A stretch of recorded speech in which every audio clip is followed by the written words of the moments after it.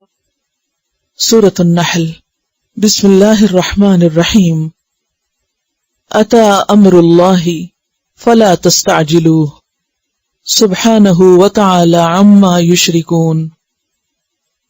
اتا آ گیا، فعل ماضی ہے، مراد ہے قریب آ گیا۔ فعل ماضی کا کیا معنی ہوتا ہے؟ وہ فعل یا وہ کام جو پاسٹ میں ہوا ہو، لیکن قرآن پاک میں بعض اوقات آپ کچھ اس طرح دیکھیں گے کہ بات مستقبل کی ہے اور اس کو ماضی کے صیغے میں بیان کیا گیا ہے۔ ایسا کیوں کیا جاتا ہے؟ کسی بھی چیز کی قطعیت بیان کرنے کے لیے، کہ یوں سمجھو کہ یہ کام بس ہو چکا، یعنی آنے والی بات کے بارے میں یہ کہنا کہ وہ ہو چکی، اس سے کیا بات پتہ چلتی ہے کہ وہ بالکل یقینی بات ہے، پکی بات ہے، ایسی بات ہے گویا سمجھو کہ ہو بھی چکی ہے۔ جیسے سور پھونکنے کے بارے میں آپ نے پڑھا وَنُفِخَ فِي الصُّورِ، اور سور پھونک دیا گیا، حالانکہ ابھی تو نہیں پھونکا گیا، تو پھونکا جائے گا۔ تو کیوں کہا گیا پھونک دیا گیا؟ اس بات کو اتنا یقینی سمجھو جیسے تم کسی ہو چکنے والی بات کو یقینی سمجھتے ہو، سمجھو کہ ہو ہی چکا۔ اور اسی طرح کی بہت سی مثالیں آپ کو قرآن پاک میں ملیں گی کہ جن باتوں کو اللہ تعالیٰ تاکید کے ساتھ کہنا چاہتے ہیں ان کے لیے فعل ماضی کا صیغہ استعمال کرتے ہیں۔ امر اللہ، اللہ کا امر، حکم، فیصلہ، اللہ کا فیصلہ آ چکا، یعنی قریب آ گیا، پورا ہونے ہی والا ہے۔ فلا تو نہ، تستعجلوہ تم جلدی مانگو اس کو، تستعجلوہ روٹ ہے عین جیم لام، عجلت، عجلت کس کو کہتے ہیں؟ جلدی کو۔ اور جلدی کیا ہوتا ہے؟ مقرر وقت سے پہلے کسی چیز کا ہونا، یعنی ہر چیز کا ایک وقت مقرر ہے نا، مثلاً یہاں آنے کا آپ کا وقت مقرر ہے، اگر آپ اس سے پہلے آ جاتے ہیں تو کیا کہتے ہیں؟ میں آج جلدی آ گئی تھی۔ تو کسی کام کو وقت سے پہلے کرنا عجلت کہلاتا ہے۔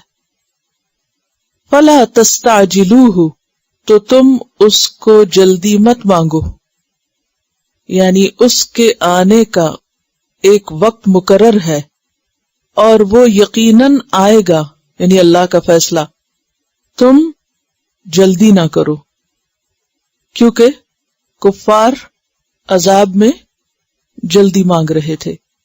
یستعجلونک بالعذاب، سبحانہ پاک ہے وہ ہر عیب سے، وتعالی اور بہت بلند ہے، عما یشرکون اس سے جو وہ شریک ٹھہراتے ہیں۔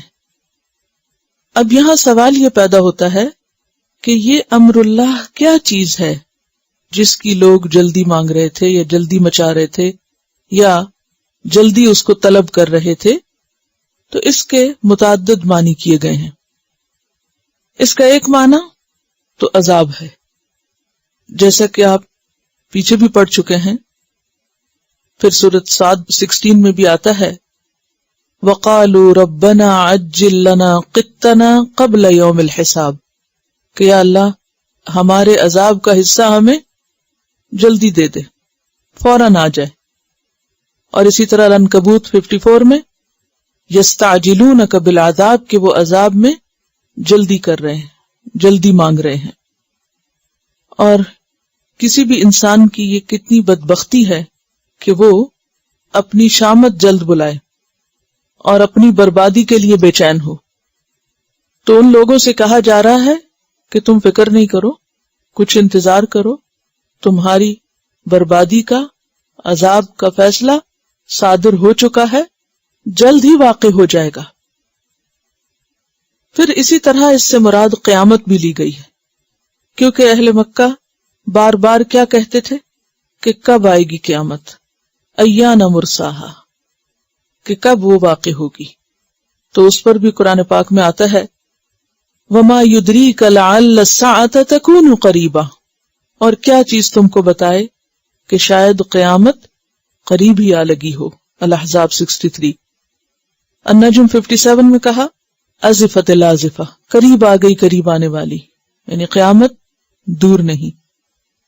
اور جیسے نبی صلی اللہ علیہ وسلم نے خود بھی فرمایا اپنی 2 انگلیوں کو مثال کے طور پر پیش کر کے کہ میں اور قیامت انا والساعہ کہاتین، کہ بالکل قریب ہوں، میرے بعد اب قیامت ہی آئے گی، کوئی اور اتنا اہم واقعہ نہیں ہوگا. لیکن چونکہ اہل مکہ یقین نہیں کرتے تھے، وہ اس کو مذاق کی بات سمجھتے یا اسے محض ایک دھمکی سمجھتے، تو فرمایا گیا کہ اسے دھمکی نہ سمجھو، ایسا ہو کر رہے گا. لیکن چونکہ ہر چیز کا ایک وقت مقرر ہے، اس لیے وہ اپنے وقت مقرر پر ہی آئے گی. اور پھر سبحانہ کی بات اسی لیے کی گئی کہ تم سمجھتے ہو کہ اللہ تعالیٰ کے لیے ایسا کرنا کچھ مشکل ہے، یا اللہ تعالیٰ ایسا کر نہیں سکتا. نہیں، وہ تو پاک ہے تمہاری ہر بدگمانی اور ہر ایسی بات سے، اور بہت بلند ہے ان سب چیزوں سے جن کو تم اس کے ساتھ شریک کرتے ہو. یعنی اللہ تعالیٰ کی ذات سارے شریکوں سے اونچی ہے، اور تم جو بھی اس کے بارے میں کہتے ہو، جو بھی اوصاف بیان کرتے ہو، وہ ان سب سے بالا ہے. پھر امر اللہ سے مراد ہجرت بھی لی گئی، کیونکہ مکہ کے یہ آخری دور میں اتری تھی سورت، اور مسلمانوں پر حالات بہت تنگ ہو گئے تھے، تو اس پر انہیں کہا جا رہا ہے کہ اللہ کا حکم آ چکا ہے، یعنی ہجرت کا فیصلہ ہو چکا ہے. اور ہجرت کے نتیجے میں اس قوم کی بربادی کا فیصلہ جو اللہ کے رسول کو نکالنے یا مارنے پہ تلی ہوئی ہے، وہ بھی ہو چکا ہے. کچھ ہی دیر باقی ہے، اس کا جو وقت ہے اس سے پہلے اسے مت مانگو، یعنی اس سے پہلے نہیں ہوگا، یہ اپنے مقرر وقت پر یہ سب ہو جائے گا. اور ہم دیکھتے ہیں کہ اس صورت کے اندر بھی ہجرت کا ذکر آگے ملتا ہے آیت نمبر 41 میں، والذین ہاجروا فی اللہ من بعد ما ظلموا. تو پھر اس سے مراد ہجرت کا فیصلہ بھی لیا گیا. اور اگر دیکھا جائے تو نبی صلی اللہ علیہ وسلم جب تک مکہ میں موجود تھے تو وہ لوگ اپنا دم خم دکھا رہے تھے، لیکن جب آپ وہاں سے چلے گئے، ہجرت ہو گئی، تو گویا ہجرت کے ہوتے ہی اہل مکہ کی ہلاکت کے دن شروع ہو گئے، کیونکہ ہجرت کے 1 سال بعد جنگ بدر ہوئی، اور اس جنگ میں ان کے بڑے بڑے سب سردار ختم ہو گئے. 12 ان کے بڑے لوگ مارے گئے تھے، اور باقی 70 ٹوٹل، اور پھر قید بھی ہوئے، اور سخت قسم کا ان کا نقصان ہوا. تو یہ بدر جو تھا وہ پہلا حادثہ تھا ان کے اوپر دنیاوی عذاب کا. اور پھر اس کے بعد کیا ہوا؟ آئندہ صرف 10 سال میں ہجرت کے بعد ان کا نام نشان، یعنی مشرکین کا نام نشان مٹ گیا، اور نہ صرف یہ کہ مکہ میں بلکہ جزیرت العرب میں شرک کا صفایا ہو گیا. ان کا نظریہ، ان کا عقیدہ اور ان کا دین سب کچھ ختم ہو گیا. تو اسی کی طرف اس آیت میں اشارہ ہے، اتا امر اللہ فلا تستعجلوا سبحانہ وتعالی عما یشرکون. ينزل الملائکہ، وہ اتارتا ہے فرشتوں کو، بالروح، روح کے ساتھ. اور روح سے مراد کیا ہے؟ وحی الہی، قرآن. اور وحی کو روح کیوں کہا گیا؟ کیونکہ وحی بھی ویسا ہی کام کرتی ہے جیسے انسانی جسم میں روح کام کرتی ہے. روح زندگی کا سمبل ہے. روح آتی ہے تو زندگی آتی ہے، اور روح نکل جائے تو کیا ہوتا ہے؟ زندگی ختم ہو جاتی ہے، موت آ جاتی ہے. یعنی فزیکلی انسان تبھی زندہ کہلا سکتا ہے جب اس کے اندر روح ہوتی ہے. اسپرچولی بھی انسان جب ہی زندہ ہوتا ہے جب اس کو قرآن کا علم ملتا ہے، وحی الہی کی ہدایت ملتی ہے. اس لیے وحی الہی کو بھی روح کہا جاتا ہے. ينزل الملائکۃ، وہ ملائکہ کو اتارتا ہے، بالروح، وحی کے ساتھ، من امرہ، اپنے حکم سے یعنی اپنے ارادے سے، علی من یشاء اوپر جس کے وہ چاہتا ہے، من عبادہ اپنے بندوں میں سے، اور بندوں سے مراد یہاں کون بندے ہیں؟ انبیاء اور رسل، کہ انبیاء پر وہ اپنی مرضی سے وحی اتارتا ہے جس پہ وہ چاہتا ہے، وہ خود چنتا ہے، یہ اس کی سلیکشن ہے، جیسا کہ سورۃ الانعام 124 میں آتا ہے، اللہ اعلم حیث یجعل رسالتہ، اللہ خوب جانتا ہے کہ وہ اپنی رسالت کہاں رکھے، کس پہ ڈالے۔ الحج 75 میں آتا ہے، اللہ یصطفی من الملائکۃ رسلا ومن الناس، اللہ چن لیتا ہے ملائکہ میں سے بھی رسل اور انسانوں میں سے بھی، ومن الناس۔ المؤمن 15 میں آتا ہے، یلقی الروح من امرہ علی من یشاء من عبادہ، وہ اپنے بندوں میں سے جس پہ چاہتا ہے روح ڈالتا ہے، یعنی وحی الہی۔ اور نبی صلی اللہ علیہ وسلم پر بھی اللہ نے وحی اتاری، ورنہ ان لوگوں کا کیا مطالبہ تھا؟ وہ کیا کہتے تھے؟ لولا نزل هذا القرآن على رجل من القريتين عظیم، کہ قرآن 2 شہروں کے کسی بڑے پر کیوں نہیں اتارا گیا، رجل عظیم پہ کیوں نہیں اتارا گیا؟ الزخرف 31 میں آتا ہے۔ تو اس کا جواب دیا جا رہا ہے کہ یہ تمہاری مرضی سے نہیں ہوتا، یہ سراسر اللہ کی مرضی سے ہوتا ہے، وہ جسے چاہے اپنے کام کے لیے چن لے، اور اس کا کام کیا ہے؟ ان انذروا، کہ لوگوں کو خبردار کرو، ڈراؤ، کس سے؟ اللہ کے عذاب سے، انہ لا الہ الا انا، اور پھر یہ کہ کس کلمے کے ساتھ؟ لا الہ الا انا، کہ میرے سوا کوئی الہ نہیں، فاتقونی، پس ڈرو مجھ سے۔ تو اللہ تعالی نے دنیا میں جتنے بھی رسول بھیجے، پیغمبر بھیجے، ان سب نے آ کر یہی پیغام دیے۔ نمبر 1 توحید کا پیغام، اور کلمہ توحید کے ساتھ لوگوں کو خبردار کرنا، اور نمبر 2 تقوی، آغاز توحید سے اور تکمیل تقوی سے۔ یعنی لا الہ الا اللہ کا اصل مقصد کیا ہے؟ کہ لوگوں کے اندر کیا پیدا ہو؟ تقوی پیدا ہو، وہ اللہ سے ڈر کر گناہوں سے بچیں۔ اور جہاں تک اس بات کا تعلق ہے کہ جتنے بھی پیغمبر آئے ان سب کا ایک ہی میسج اور مشن تھا، تو وہ ہم دیکھتے ہیں الانبیاء 25 میں بھی، وَمَا أَرْسَلْنَا مِن قَبْلِكَ مِن رَّسُولٍ إِلَّا نُوحِي إِلَيْهِ أَنَّهُ لَا إِلَٰهَ إِلَّا أَنَا فَاعْبُدُونِ۔ تمام کے تمام رسولوں نے آ کر ایک ہی بات کہی، سب کا ایک ہی پیغام تھا کہ لوگوں صرف ایک اللہ کو مانو۔ کون ہے وہ ایک؟ خلق السماوات والارض بالحق، جس نے پیدا کیا آسمانوں اور زمین کو حق کے ساتھ۔ آسمان اوپر اور زمین نیچے، اوپر سے نیچے تک سب کچھ اسی ایک کا ہے، اور اس نے ان سب چیزوں کی تخلیق حق کے ساتھ کی۔ اور حق کا کیا مطلب ہے؟ کہ جیسی ہونی چاہیے تھی ویسی ہی کی، اور جس مقصد کے لیے ہونی چاہیے تھی اس مقصد کے ساتھ کی۔ اب مثلا کسی بھی چیز کو کیسا ہونا چاہیے، یعنی اس کی شکل کیسی ہو، رنگ کیسا ہو، سائز کیا ہو، اس کی صفات کیا ہو، اس کا فنکشن کیا ہو، یہ سب کس نے ڈٹرمن کیا ہے؟ اللہ سبحانہ وتعالی نے۔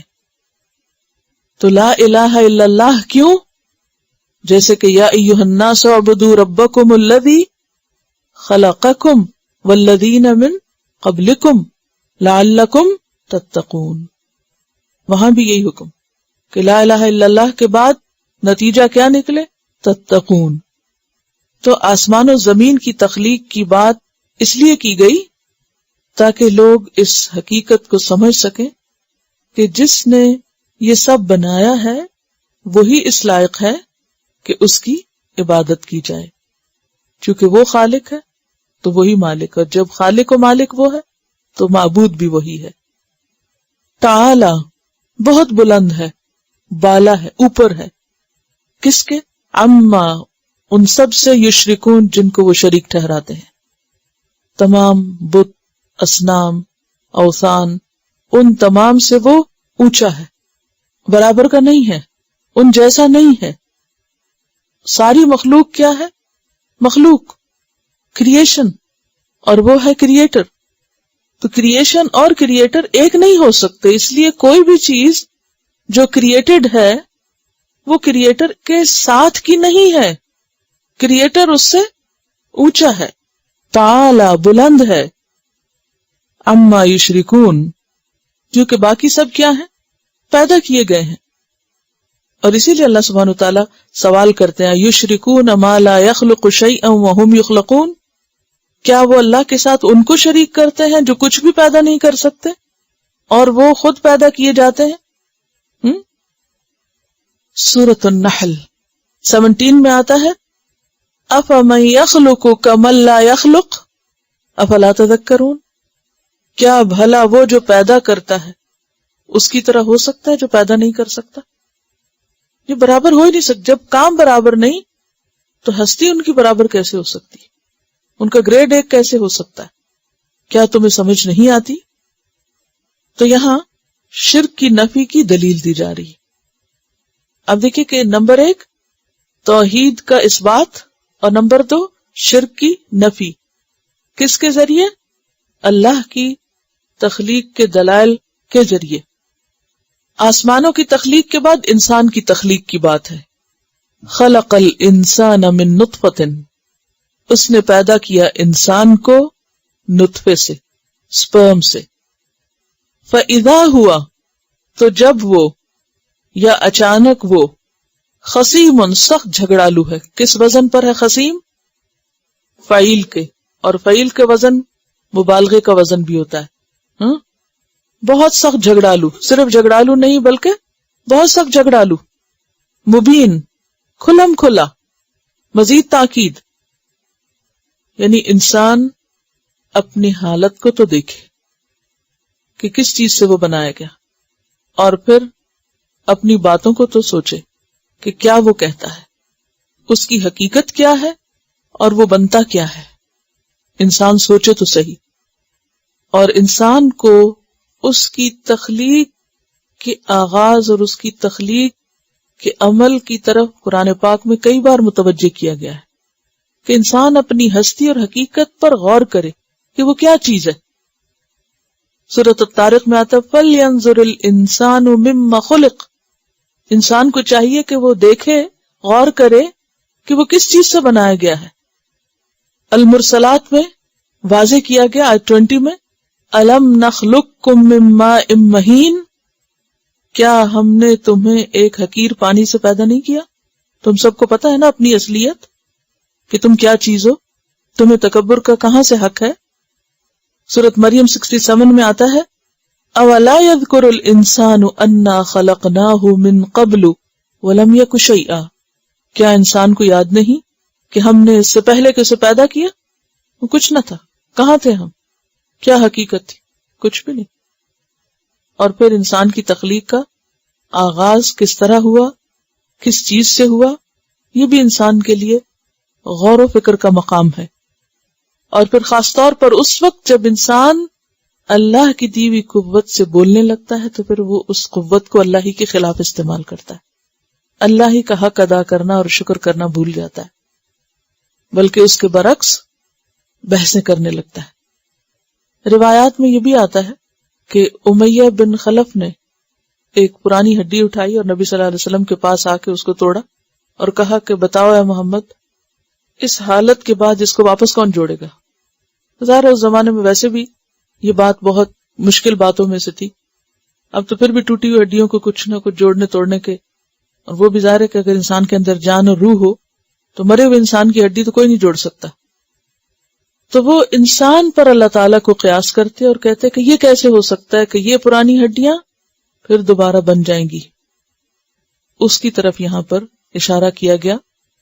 سورۃ یاسین 77 میں اس بات کی وضاحت آتی ہے اولم یر الانسان انا خلقناہ من نطفۃ فاذا هو خصیم مبین وضرب لنا مثلا ونسی خلقہ قال من یحیی العظام وہی رمیم.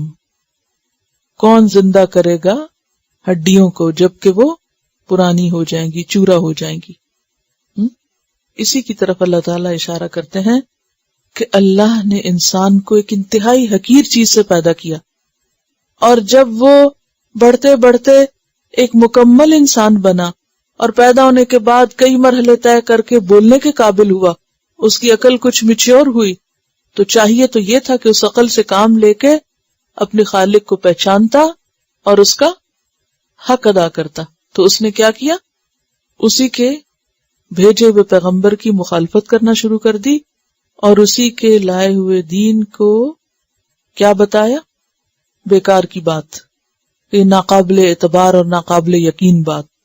اسی کے لیے کہا کہ دیکھو تو انسان کو بنا کس چیز سے اور جھگڑے کیسے کر رہا ہے.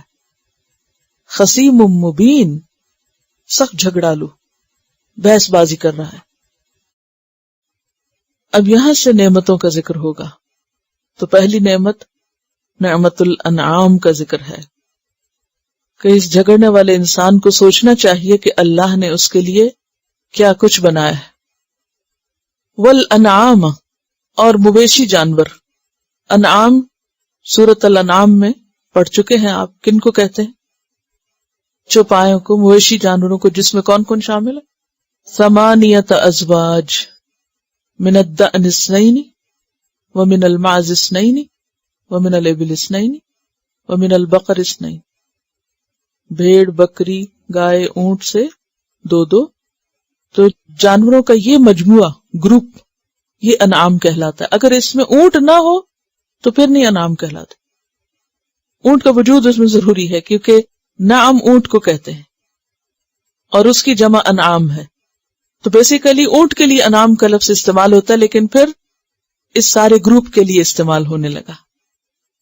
وَالْأَنْعَامَ خَلَقَهَا لَكُمْ، اور انعام کو اس نے تمہارے لیے پیدا کیا، تمہارے آرام کے لیے، تمہاری خدمت کے لیے، تمہاری غذا کے لیے، تمہارے لباس کے لیے، سواری کے لیے. اور پھر ان انعام کی نعمت کو اللہ تعالیٰ نے انسان کے لیے اتنا اہم قرار دیا کہ قرآن پاک میں آتا ہے وَأَنزَلَ لَكُم مِّنَ الْأَنْعَامِ ثَمَانِيَةَ أَزْوَاجٍ، کہ اس نے اتارے تمہارے لیے، ایسے یعنی کہیں سے اوپر سے لائے. اصل حقیقت تو اللہ تعالیٰ ہی جانتا ہے، لیکن جو انداز ہے وہ بہت زبردست ہے کہ نزلہ کا مطلب ہوتا ہے اوپر سے نیچے لانا. اچھا، ہم جب ان بھیڑ بکری وغیرہ کو دیکھتے ہیں تو عموماً ان کی صحیح قدر نہیں کرتے، شکر ادا نہیں کرتے. لیکن اگر انسان غور کرے اور جو جو چیزیں اس میں انسان کے فائدے کی ہیں ان کو پہچانے اور پھر اس آیت پہ غور کرے کہ وَأَنزَلَ لَكُمْ، اس نے اتاری ہیں یہ نعمتیں تمہارے لیے. خَلَقَهَا لَكُمْ فِيهَا دِفْءٌ، کیا کیا فائدے ہیں اس میں؟ دفء، دف دفع سے ہے، یعنی دال پہ حمزہ یہ سامنے لکھا ہوا، یہی اس کا روٹ ہے. گرمی اور حرارت کے لیے استعمال ہوتا ہے. تو ان جانوروں میں تمہارے لیے گرمی کا سامان ہے، یعنی تمہارے لیے ان سے ایسے لباس بنتے ہیں کہ جس سے تمہیں سردی سے بچاؤ ملتا ہے، سردی سے بچ سکتے ہو. تو جاڑے کی جو پوشاک ہے، سردیوں کا جو لباس ہے، اس کے لیے یہ لفظ استعمال ہوتا ہے دفء. اور خاص طور پر آپ دیکھیں کہ وول جو ہے، یعنی وولن لباس اور سنتھیٹک یا کاٹن کے لباس میں فرق ہوتا ہے. سب سے زیادہ سردی کون سا لباس ڈھانپتا ہے؟ وولن. اور پھر لیدر، کیونکہ لیدر انہی انعام سے حاصل ہوتا ہے. لکم فیہا دفء، اور پھر ان کا گوشت کھانے سے جسم میں حرارت پیدا ہوتی.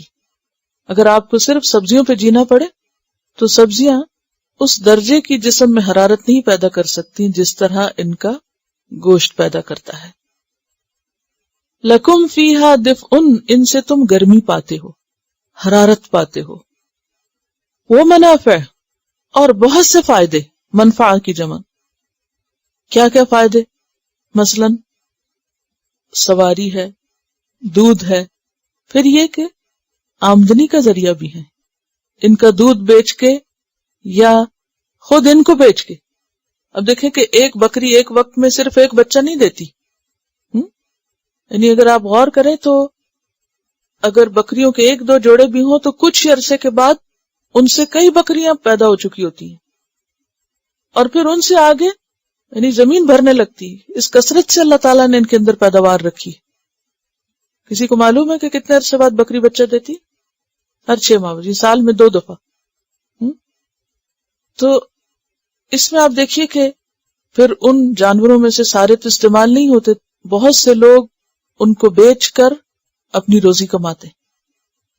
اور پھر نہ صرف یہ کہ بکری بھیڑ بلکہ گائے اور اونٹ اگر قیمت کے اعتبار سے آپ دیکھیں تو مال کمانے کا، انسان کی روزی کا بہترین ذریعہ ہے.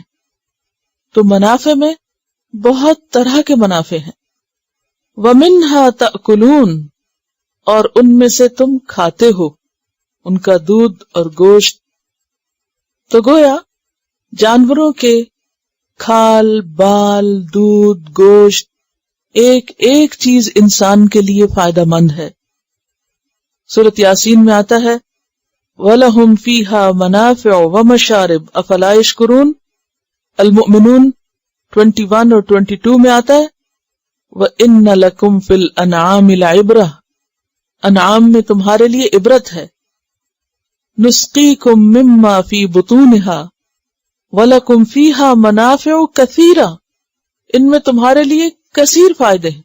یعنی یہ تو ظاہری فائدے ہیں نا جن کو ہر شخص جانتا ہے، لیکن ان کی جو بائی پروڈکٹ ہیں آگے، یعنی دودھ سے پھر دہی، اور دہی سے پھر پنیر اور بہت سی چیزیں، اور پھر گوشت کی کئی قسمیں، اور پھر یعنی گوشت سے کئی قسم کے آگے جو چیزیں بنتی ہیں، پھر ہڈیوں کا جو استعمال ہے ان کی، یعنی ایک ایک چیز ان کی قابل استعمال ہے. وَلَكُمْ فِيهَا مَنَافِعُ كَثِيرَةٌ وَمِنْهَا تَأْكُلُونَ وَعَلَيْهَا وَعَلَى الْفُلْكِ تُحْمَلُونَ، ان پر اور کشتیوں پہ تم سوار بھی کیے جاتے ہو. یعنی ایک جانور کتنے کثیر الفوائد ہے، بیک وقت کیا کچھ ہے اس میں.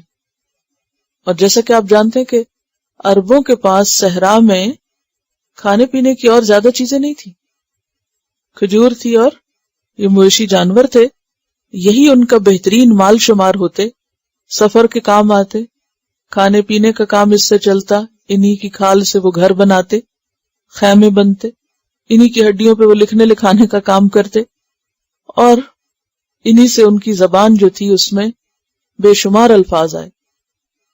آپ کو معلوم ہے کہ ہمارے ایک استاد کہا کرتے تھے کہ اگر عربی کے کسی لفظ کا معنی نہ آئے تو اسے کسی نہ کسی طرح اونٹ سے ریلیٹ کر لو.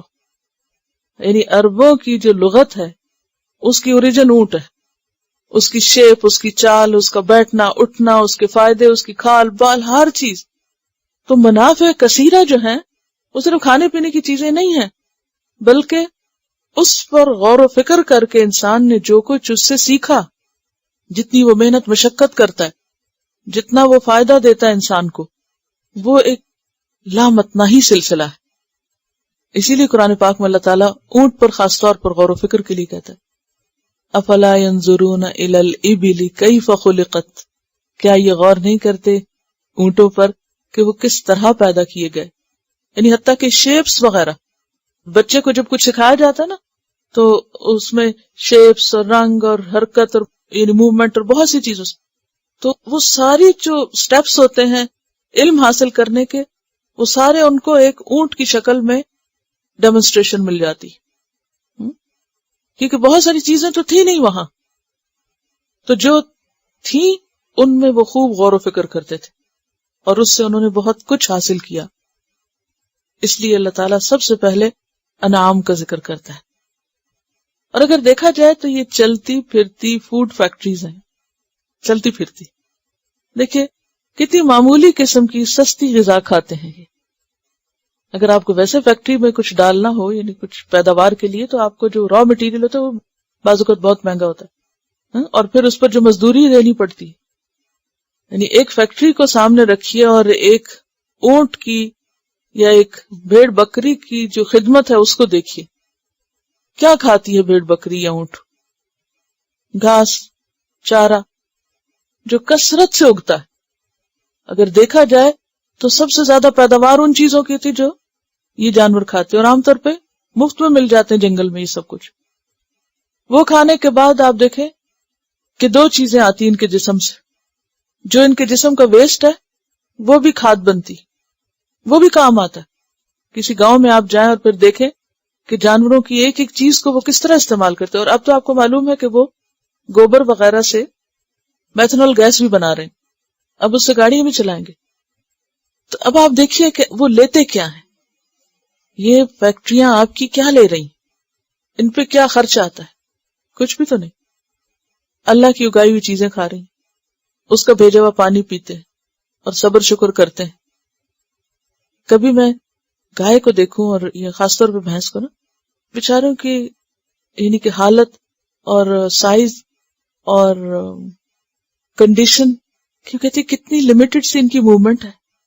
ایک جگہ پہ کھڑی ہیں، چارہ کھا رہی ہیں، نہ ان کے لیے کوئی زندگی کی رونق ہے، نہ کوئی سیکھنا لکھنا پڑھنا، نہ کچھ اور اتنا کھا کھا کے نہ اس کھانے میں کوئی ٹیسٹ. اور اس کے بعد وہ کس کے لیے کھا رہی ہیں سب کچھ؟ کہ ہماری غذا فراہم کریں، ہمیں کھانے پینے کو دیں. وہ دیکھنے میں بھی اللہ میاں کی گائے بہت معصوم لگتی ہیں. تو انسان ان میں غور و فکر نہیں کرتا کس قدر فائدہ ہے.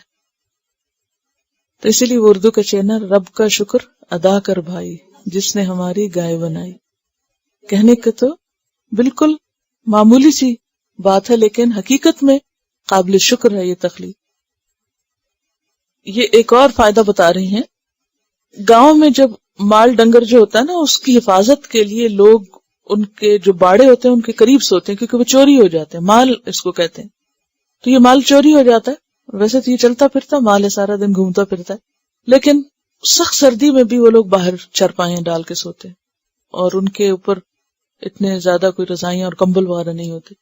تو اس کی وجہ بتا رہی ہیں کہ جہاں اتنی بھینسیں ہو وہاں جو وہ جو سانس لیتی ہیں اس سانس میں اتنی گرمی ہوتی ہے کہ وہ ایک آٹومیٹیکلی وہ ماحول جو ہے وہ بھی گرم ہو جاتا ہے. تو یہ قدرت کا کیسا کیسا انتظام ہے. نیچرل ہیٹنگ، یعنی سردیوں میں ان جانوروں کے لیے اللہ تعالیٰ نے قدرتی انتظام کیا کہ ان کے بال بھی زیادہ ہو جاتے ہیں، تھک ہو جاتے ہیں، کیونکہ ظاہر ہے کہ ان کو آپ کہاں سے رضائیاں دیں گے اور ہیٹنگ کہاں کر کے دیں گے. تو اللہ تعالیٰ نے ان کے لیے خود انتظام کیا. یعنی ساری بات کا مقصد یہ ہے کہ ہم ان کو کیا دیتے ہیں. وہ تو قدرت نے خود ہی ان کے اندر وہ ساری چیزیں رکھ دی کہ جس سے ان کی اپنی حفاظت اور صحت کا ایک انتظام ہوتا ہے، اور پھر پلٹ کے ہمیں جو کچھ فائدے پہنچاتے ہیں وہ سب قابل غور ہیں. وَلَكُمْ فِيهَا جَمَالٌ، نہ صرف یہ کہ فائدے ہیں بلکہ جمال بھی ہے. یعنی تمہاری جو لطیف حص ہے، کیونکہ انسان کی ضرورت صرف کھانا پینا نہیں ہوتی بلکہ اس کے اندر اللہ نے ایک لطیف روح رکھی ہے کہ جو خوبصورتی کو تلاش کرتی، یعنی ہر چیز کے اندر خوبصورتی کا پہلو. اب دیکھیں کھانا تو ہم کوئی بھی کھا سکتے ہیں، لیکن کھانے کو ڈھنگ سے پکا کے کچھ ڈیکوریشن کر کے کیوں کھاتے ہیں آپ؟ کہ اس سے انسان کی، اور پھر اللہ نے جو فرمایا کہ طیب غذا کھاؤ، تو اس طیب کے اندر بھی ساری چیزیں، اور خود اللہ تعالیٰ نے کھانوں میں ٹیکسچر اور پھر اس کا کلر اور خوشبو جو ڈال دی، تو یہ سب جمال میں آتا ہے نا. تو حصے جمال جو ہے انسان کے اندر خوبصورتی کو دیکھنے کی جو حص ہے اس کی بھی سیٹسفیکشن کی ہے. ان جانوروں میں تمہارے لیے خوبصورتی ہے، رونق ہے، وجاہت ہے، خاص طور پہ اس وقت حین تریحون، جب تم ان کو پچھلے پہر چرا کے واپس لاتے ہو. تریحون کا لفظ جو ہے وہ روح سے نکلا ہے، را واو ہا، روح. اور رواح کہتے ہیں ظہر کے بعد کے وقت کو، پچھلا پہر جس میں آرام کیا جائے. اور شاید اسی سے پھر راحت کا لفظ نکلا ہے، اراح یریح اراحہ. اونٹوں کو پچھلے پہر باڑے میں لانا. تو خاص طور پر جب وہ سارا دن چر چک کے خوشی خوشی واپس چل کے آ رہے ہوتے ہیں تو ایک ہرڈ کی شکل میں، گلے کی شکل میں جب وہ اکٹھے چلتے ہیں تو دور سے دیکھ کر مالک کا دل خوش ہو جاتا ہے، اور ان کی چال اور ان کی پوری جو سینری بنتی ہے وہاں، اس سے ایک عجیب خوبصورتی ہوتی. آپ نے دیکھا ہوگا پینٹنگز میں کہ جہاں مختلف قسم کی گائے بھینسیں نظر آئے تو اس میں ایک اور ہی حسن ہوتا ہے بنسبت اس کے کہ صرف گرینری ہو. اس سے تصویر کشی کا جواز نہیں نکلتا، کہیں آپ دوسرے معنی لے لیں. حین تریحون، جب تم شام کو چرا کے واپس لاتے ہو، وحین تسرحون، اور جب تم صبح چرانے لے جاتے ہو. تسرحون، سین ریح، سرحن پھلدار درخت، اونٹ کو درخت چرانا، یعنی جب تم صبح کو جنگل میں ان چوپایوں کو چرانے کے لیے لے جاتے ہو تو وہ وقت بھی بڑی خوبصورتی کا ہوتا ہے. اس سین میں یا اس نظارے میں بھی بڑا حسن ہے. اور سوال یہ پیدا ہوتا ہے کہ پہلے شام کی بات کی گئی ہے اور بعد میں سویر کی گئی ہے. ہونا تو چاہیے تھا نا پہلے ذکر کیا جاتا جب تم صبح لے جاتے ہو اور جب تم شام واپس لاتے ہو. ترتیب تو یہی بنتی ہے نا، جائیں گے تو واپس آئیں گے نا. لیکن پہلے شام کا ذکر ہے اور پھر صبح کا ذکر ہے، کیونکہ ان دونوں اوقات میں سے بھی زیادہ خوبصورتی اور زیادہ خوشی ان کے نظارے میں شام کے وقت ہوتی ہے. کیونکہ صبح وہ رات بھر کے بھوکے ہوتے ہیں، اٹھتے ہیں، میں بھی تھوڑا سا سست بھی ہوں، جا رہے ہیں، اس میں بھی ایک خوبصورتی ہے. لیکن زیادہ خوبصورتی اس وقت ہوتی ہے جب وہ شام کو واپس آتے ہیں. یعنی پہلی چیز دوسرے کی نسبت زیادہ افضل ہے. تو یہ جو چلتا پھرتا مال و متاع ہے، دیکھیے مال کی جو اور قسمیں ہوتی ہیں نا وہ انسان کو چھپا کے رکھنی پڑتی. مال دیکھ کے انسان خوش ہوتا ہے نا، تو اب وہ ساری بند پڑی ہوتی ہیں، کوئی الماریوں میں، کوئی باکسز میں، اور اب تو زیادہ تر بینکوں میں. وہ کبھی سال 6 مہینے میں نکلے گی کوئی چیز، پہننے کا کوئی موقع آئے گا، پہنیں گے تو خوش ہوں گے نا. اسی طرح ایک وقت میں کتنے کپڑے آپ پہن سکتے ہیں؟ یعنی انسان کے لباس میں جو حسن ہے، یا زیور میں جو ہے، یا اور روپے پیسے میں جو اٹریکشن ہے، تو اس مال کو آپ بند کر کے رکھتے ہیں، کم دکھتا ہے وہ.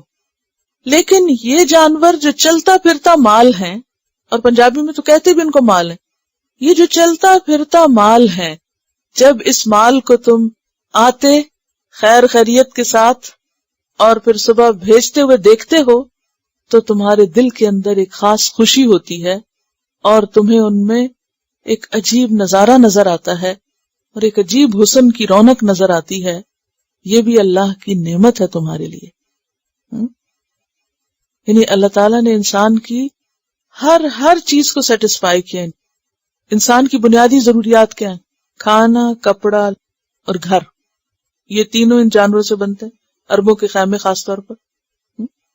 پھر اس کے بعد کھانے، کپڑے، گھر کے بعد انسان کے لیے سواری اس میں، اس کے بعد جمال وہ اس میں، اور پھر ایک اطمینان، ایک سیٹسفیکشن. کیونکہ جب یہ چیزیں انسان کو میسر ہوتی ہیں تو وہ بے خوف ہوتا ہے کہ میں بھوکا نہیں مروں گا، میری زندگی کا سامان ہے. تو اللہ نے یہ سب کچھ تمہارے لیے زندگی کے سامان کے طور پر بھی بنایا، ضروریات پوری کرنے کے لیے، سہولتوں کے لیے، آرام کے لیے، تمہاری خدمت کے لیے، اور پھر جمال کے لیے اور تمہارے مال کی سیٹسفیکشن. ان سب چیزوں کے لیے اللہ نے یہ نعمتیں تم کو عطا کی. وَتَحْمِلُ أَثْقَالَكُمْ، اور وہ اٹھاتے ہیں تمہارے بوجھ. اثقال ثقل کی جمع. إِلَى بَلَدٍ، ایک شہر تک. یہ بوجھ اٹھا کے ایک اور شہر تک لے جاتے ہیں. لم تکونو، نہیں ہو تم.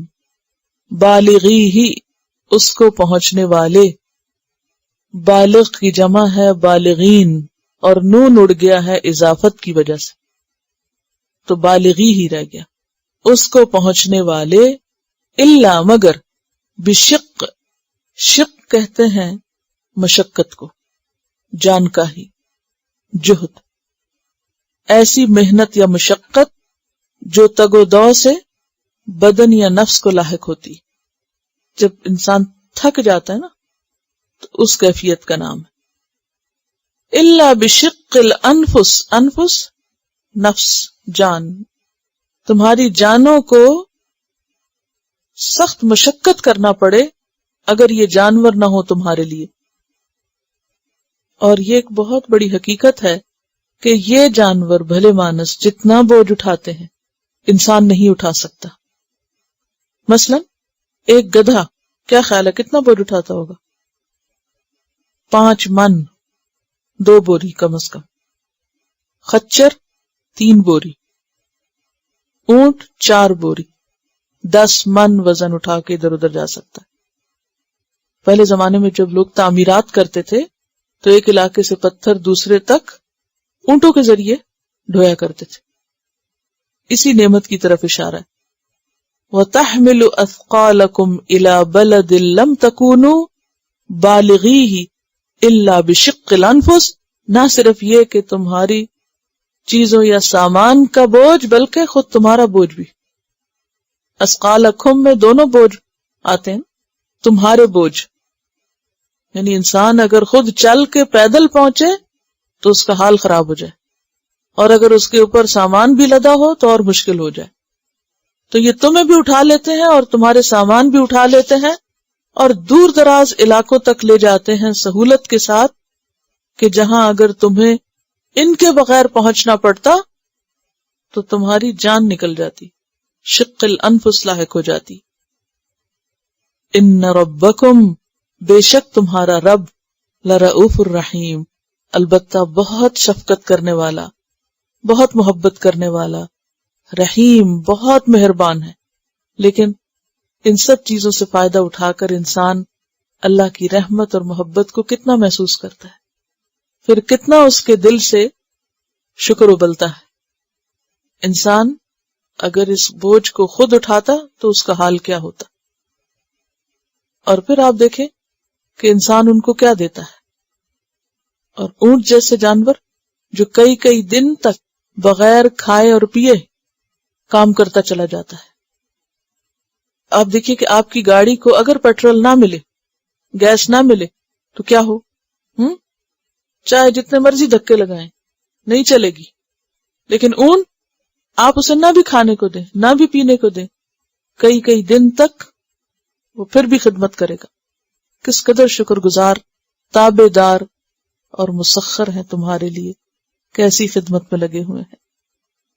والخیل والبغال والحمیر، اور گھوڑے اور خچر اور گدھے، لترکبوہا، تاکہ تم ان پہ سواری کرو، وزینت، اور یہ بھی زینت کا سامان ہے، وہاں جمال ہے یہاں زینت. ویخلق، اور وہ پیدا کرتا ہے یا پیدا کرے گا، ما لا تعلمون، جو تم جانتے نہیں ہو، تمہیں پتا بھی نہیں ہے کہ وہ کیا کچھ پیدا کرتا ہے. مویشی جانوروں کے علاوہ سواری کے لیے خاص طور پر جو جانور پیدا کیے ان میں خیل اور بغال. بغال کہتے ہیں خچر کو، جس کی ماں گھوڑی ہو اور باپ گدھا ہو تو وہ خچر ہوتا ہے. یعنی ان دونوں کے ملاپ سے جو پیدا ہوتا ہے وہ نہ تو گدھا ہوتا ہے اور نہ ہی گھوڑا ہوتا ہے، بلکہ ان دونوں کے بیچ کی چیز ہوتی ہے جس کو خچر کہتے ہیں، اور یہ بہت سٹرونگ ہوتا ہے. والحمیرہ، حمار کی جمع، گدھے. لترکبوہا، تاکہ تم ان پہ سوار ہو جاؤ. یعنی اونٹ اور بیل بھی اگرچہ سامان اٹھانے کے کام آتے ہیں لیکن خاص طور پر اس کے لیے گھوڑے خچر بنائے. اور گھوڑوں اور خچروں میں بھی ایک خوبصورتی ہے. اسی لیے ہم دیکھتے ہیں کہ حضرت سلیمان علیہ السلام کے سامنے جب گھوڑے پیش کیے گئے تو ان کو ان پہ اتنا پیار آیا کہ وہ ان کے جسموں پر ہاتھ پھیرنے لگے، اور ان کی گردنوں پر اور پنڈلیوں پر ہاتھ پھیرنے لگے، یعنی پیار سے ان کو ٹچ کرنے لگے. تو وزینہ، خوبصورتی کا سامان ہے، ان کے اندر ایک اٹریکشن ہے. سورۃ غافر میں آتا ہے اللہ الذی جعل لکم الانعام لترکبوا منہا ومنہا تأکلون ولکم فیہا منافع وَلِتَبْلُغُوا عَلَيْهَا حَاجَةً فِي صُدُورِكُمْ، کہ جو تمہارے دلوں میں حاجت ہوتی کہ فلاں جگہ جانا ہے فلاں جگہ، تو وہ حاجتیں ان سے پوری ہوتی. وَعَلَيْهَا وَعَلَى الْفُلْكِ تُحْمَلُونَ. وَيَخْلُقُ، اور وہ پیدا کرتا ہے مَا لَا تَعْلَمُونَ، جو تم نہیں جانتے. مثلا زمین کے اندر کیا ہے، کچھ پتا ہے آپ کو؟ کیا کیا تبدیلیاں ہوتی رہتی، کیا بنتا ہے کیا مٹتا ہے، نہیں پتا. سمندروں میں ہر آن کیا پیدا ہو رہا ہے کیا ختم ہو رہا ہے، کچھ علم نہیں. صحراؤں میں جہاں کوئی پانی نہیں ہوتا وہاں بھی جانور ہوتے ہیں. جنگلوں میں کتنی قسم کے جانور. کبھی آپ کسی زو میں جائیں یا کسی خاص میوزیم میں جائیں تو آپ دیکھیں گے کہ ایسی ایسی انواع اور اقسام ہوتی ہیں کہ میرا نہیں خیال کہ ایک وقت میں وہ سارا آپ ایک دن میں دیکھ بھی سکیں. جب ہم کبھی ایسی جگہ پہ جاتے ہیں نا تو پہلے شروع کے پارٹ تو بہت اچھی طرح ڈیٹیل میں دیکھتے ہیں، پھر تھوڑی دیر کے بعد جلدی کرتے ہیں، پھر تھوڑی دیر اور جلدی کر، پھر تھوڑی دیر اچھا یہ اگلی دفعہ دیکھ لیں گے، اور پھر اگلی دفعہ نہیں آتی. وَيَخْلُقُ مَا لَا تَعْلَمُونَ، اور وہاں جا کے اندازہ ہوتا ہے کہ ہم تو کچھ بھی نہیں جانتے، ہمیں تو کچھ بھی نہیں پتا اس کی کیا کیا کریشن. اور نہ صرف یہ کہ جاندار مخلوق بلکہ بے جان مخلوق بھی. کتنے ستارے ہیں، کتنے سیارے ہیں، کیا کچھ ہے آسمانوں میں، کوئی نہیں جانتا، کسی کو نہیں پتا. اور پھر آئندہ بھی وہ کیا کیا اور بنائے گا کوئی نہیں جانتا. اور اس نے جنت میں اور جہنم میں کیا کچھ بنا کے رکھا ہوا ہے کوئی نہیں جانتا. صرف چند چیزوں کے نام ہمیں پتا ہے، لیکن جنت کے بارے میں آتا ہے نا کہ اس میں وہ کچھ ہے کہ ما لا عین رأت، جو کسی آنکھ نے دیکھا نہیں، ولا اذن سمعت، نہ کسی کان نے سنا ہے، ولا خطر علی قلب بشر، اور نہ کسی انسان کے دل پہ اس کا خیال گزرا ہے. وَيَخْلُقُ مَا لَا تَعْلَمُونَ، وہ کچھ پیدا کرتا ہے جو تم جانتے ہی نہیں، تمہیں پتہ ہی نہیں، تم نے دیکھا ہی نہیں، تم سوچ بھی نہیں سکتے. تمہاری تھنکنگ اور امیجنیشن کے بھی اوپر. یہ سب کس لیے بتایا جا رہا ہے؟ اللہ کی قدرت کے اظہار کے لیے.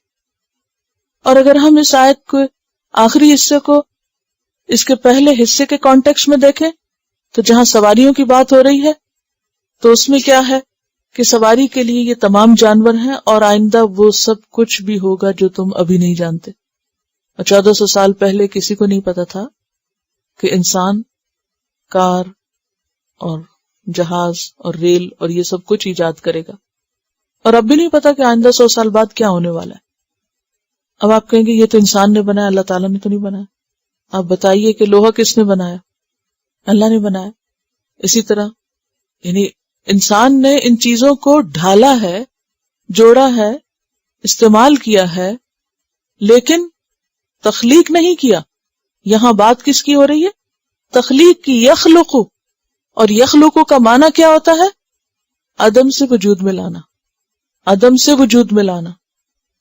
کیا معنی عدم سے وجود میں لانے کا؟ جو پہلے نہ تھا وہ بنا کے دکھانا. مضارع ہے نا، فعل مضارع میں 2 ترجمے ہوتے ہیں، حال کا بھی اور مستقبل کا بھی. یہی تو اس زبان کی وسعت ہے. ایک ہی لفظ آپ کو بہت سی جہتیں دکھا دیتا ہے. وہ پیدا کر رہا ہے، کل یوم ہوا فی شأن، ہر آن کچھ نہ کچھ پیدا ہو رہا ہے، نئی نئی چیزیں وجود میں آ رہی ہیں. صرف اس زمین پر ہی آپ دیکھیں. اور پھر آئندہ بھی وہ پیدا کرے گا جس کا تم ابھی سوچ نہیں سکتے. اور آئندہ سے مراد آخرت میں بھی وہ بہت کچھ ایسا پیدا کرے گا کہ جس کا انسان تصور ہی نہیں کر سکتا. جس کے یہ سارے کارنامے ہیں اور جس کے یہ کمالات ہیں، وہ اور کوئی ایک مخلوق برابر کیسے ہو سکتی؟ جو پتھر کی بنی ہو یا لکڑی کی بنی ہو یا کسی اور چیز کی. کہاں ہے عقل تمہاری؟ تو یہ رب جس نے یہ سب کچھ بنایا اور ان سب چیزوں کو کام کرنا سکھایا. اب آپ دیکھیں نا، پہلی نعمت جو انعام کی تخلیق کی ہے، اس نعمت کو کس نے کام کرنا سکھایا؟ اس کے اندر کس نے صلاحیت رکھی کہ ان سے ہمارے لباس بنے اور یہ سواریاں ہوں اور ان کو ہمارے لیے مسخر کر دیا. اگر یہ شیر چیتے ہوتے تو ہم ان کا دودھ لے سکتے تھے؟ وہ تو ہمیں ہی کھا جاتے کچھ دینے کی بجائے. ان پہ چڑھ سکتے تھے، اور اگر چیتے جیسی چیز پہ بیٹھ جاتے نہیں. اگر کسی طرح، جیسے افریقہ میں بہت سے لوگ شیر کو مسخر کر لیتے ہیں، تو اگر کسی طرح چیتے کو مسخر کر کے اس پہ بیٹھ ہی جس طرح وہ دوڑتا ہم بھی ساتھ اڑ چکے ہوتے، وہ کہیں ہوتا اور ہم کہیں ہوتے. تو ان سب چیزوں کو اللہ نے ایک خاص سائز کا اور ایک خاص رفتار کا اور مناسب طاقت کا بنایا. اور پھر ان کی غذا بھی آپ دیکھیں کہ ویجیٹیبل میں رکھی، کیونکہ جو جانور گوشت خور ہوتے ہیں ان کی عادتیں بھی پھر خون خوار ہوتی ہیں. تابع طبیعت، معصوم شکل. یعنی شیر کے بچے کو آپ چھوٹا سا لے کے جتنا خود پالیں، دودھ پلائیں، کچھ جب بڑا ہوگا آپ ہی کو کاٹ کھائے گا، کیونکہ اس کی فطرت میں ہے نا.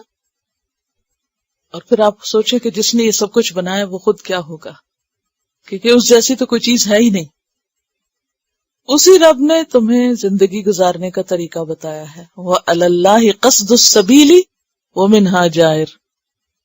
اسی اللہ کے ذمہ ہے کیا؟ سیدھا راستہ دکھانا. وَمِنْهَا جَائِرٌ، اور اس میں ٹیڑھے بھی موجود ہیں. اللہ کو دو معنوں میں لیا گیا ہے، اوپر یعنی ذمے، اور بمانا الہ بھی، طرف اللہ کے.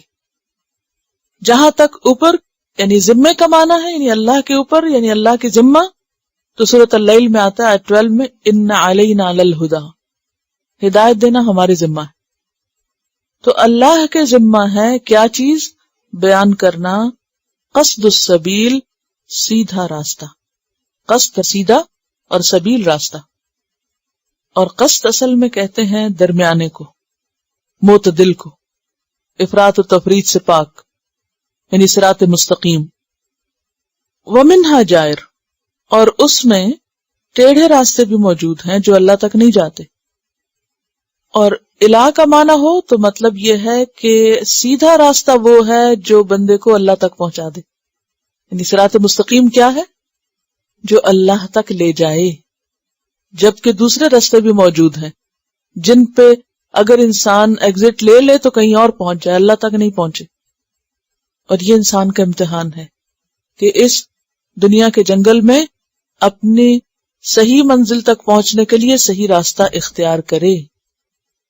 کیونکہ ان ربی علی صراط مستقیم، صراط مستقیم پہ کون ہے؟ میرا رب. سورۃ الانعام میں فرمایا 153 وَأَنَّ هَذَا صِرَاطِي مُسْتَقِيمًا فَاتَّبِعُوهُ وَلَا تَتَّبِعُوا السُّبُلَ فَتَفَرَّقَ بِكُمْ عَنْ سَبِيلِهِ. یہ ہے میرا سیدھا راستہ، اس کی پیروی کرو اور بہت سے رستوں کی طرف مت جاؤ، ورنہ تم کو وہ کیا کریں گے؟ اصل راستے سے جدا کر دیں گے، دور کر دیں گے، ہٹا دیں گے. اور جائر کا لفظ جو ہے وہ جور سے ہے، جیم واو رے، کج، ٹیڑھا. وَلَوْ شَاءَ، اور اگر وہ چاہتا، لَهَدَاكُمْ، البتہ ہدایت دے دیتا تم کو، اجمعین، سب کے سب کو.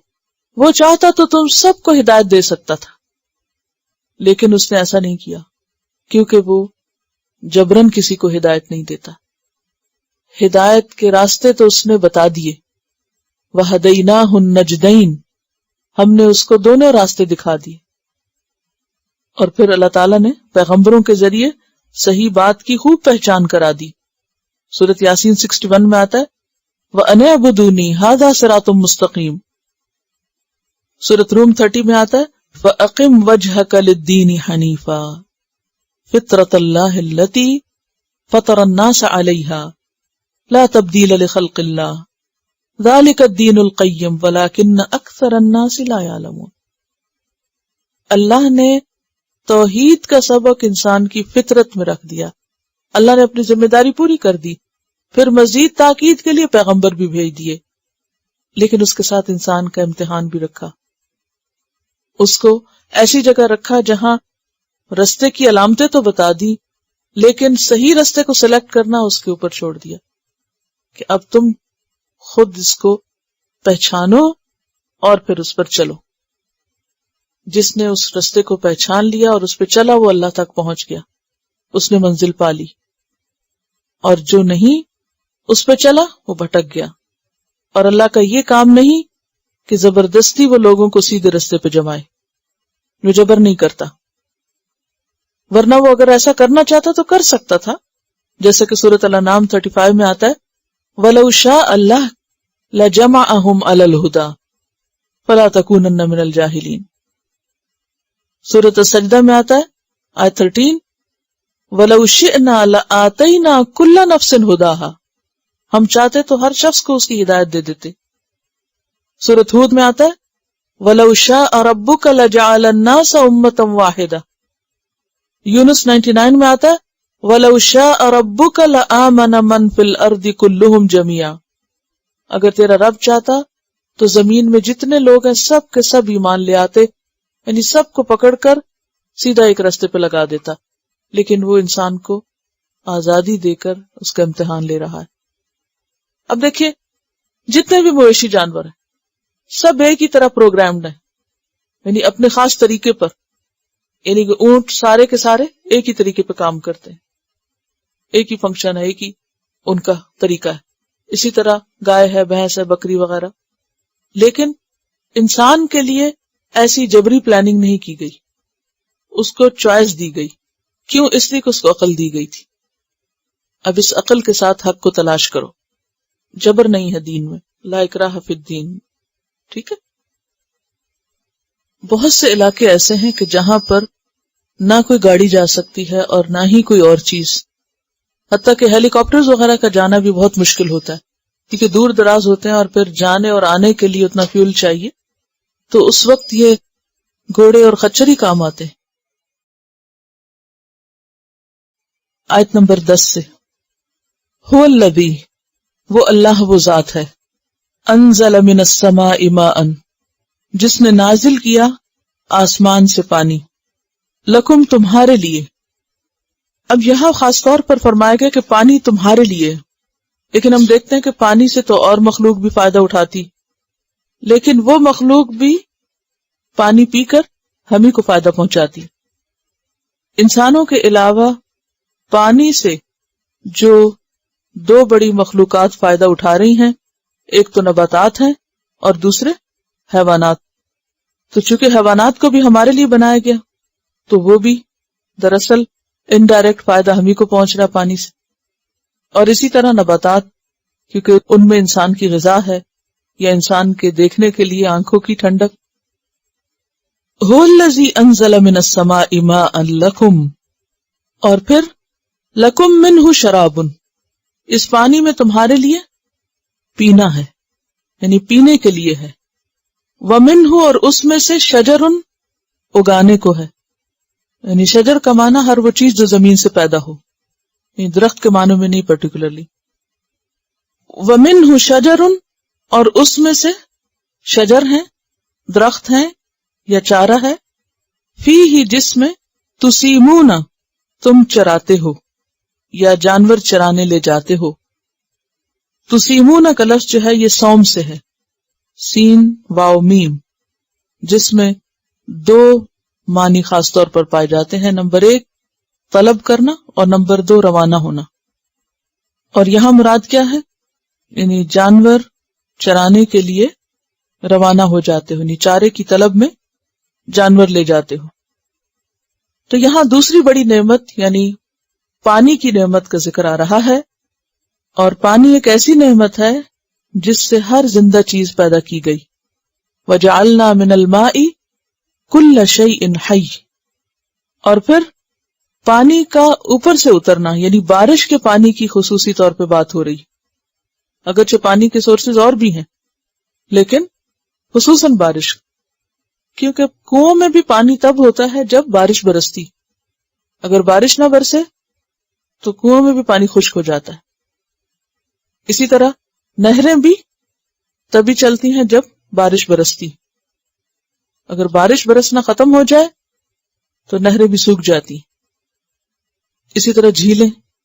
تو پانی کے جتنے باقی ذخائر ہیں ان کا اصل سورس بارش ہی ہے. تو اس لیے خاص طور پر آسمان سے اترے ہوئے پانی کی بات کی جا رہی ہے کہ جس سے تم پیتے ہو اور جس سے تمہارے درخت اگتے ہیں، جن سے تمہارے جانور چرتے ہیں.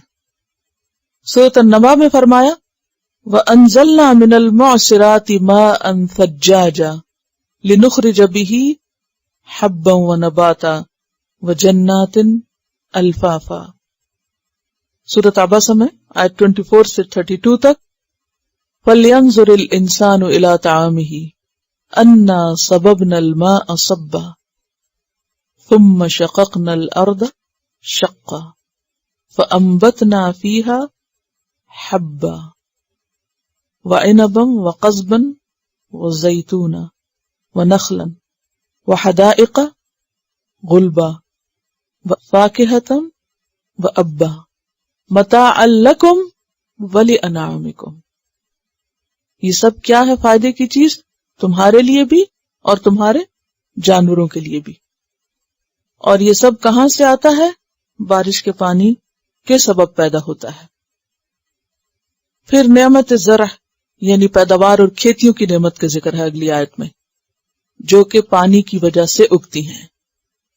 یمبت لکم وہ اگاتا ہے تمہارے لیے، بھی ساتھ اس پانی کے، الزرع کھیتی، والزیتون اور زیتون، والنخیل اور کھجور یعنی کھجور کے درخت، والاعناب اور انگور عنب کی جمع، ومن کل الثمرات اور ہر قسم کے پھلوں میں سے، یعنی جتنے بھی ثمرات ہیں وہ سارے پانی کی برکت سے ہی پیدا ہو سکتے ہیں.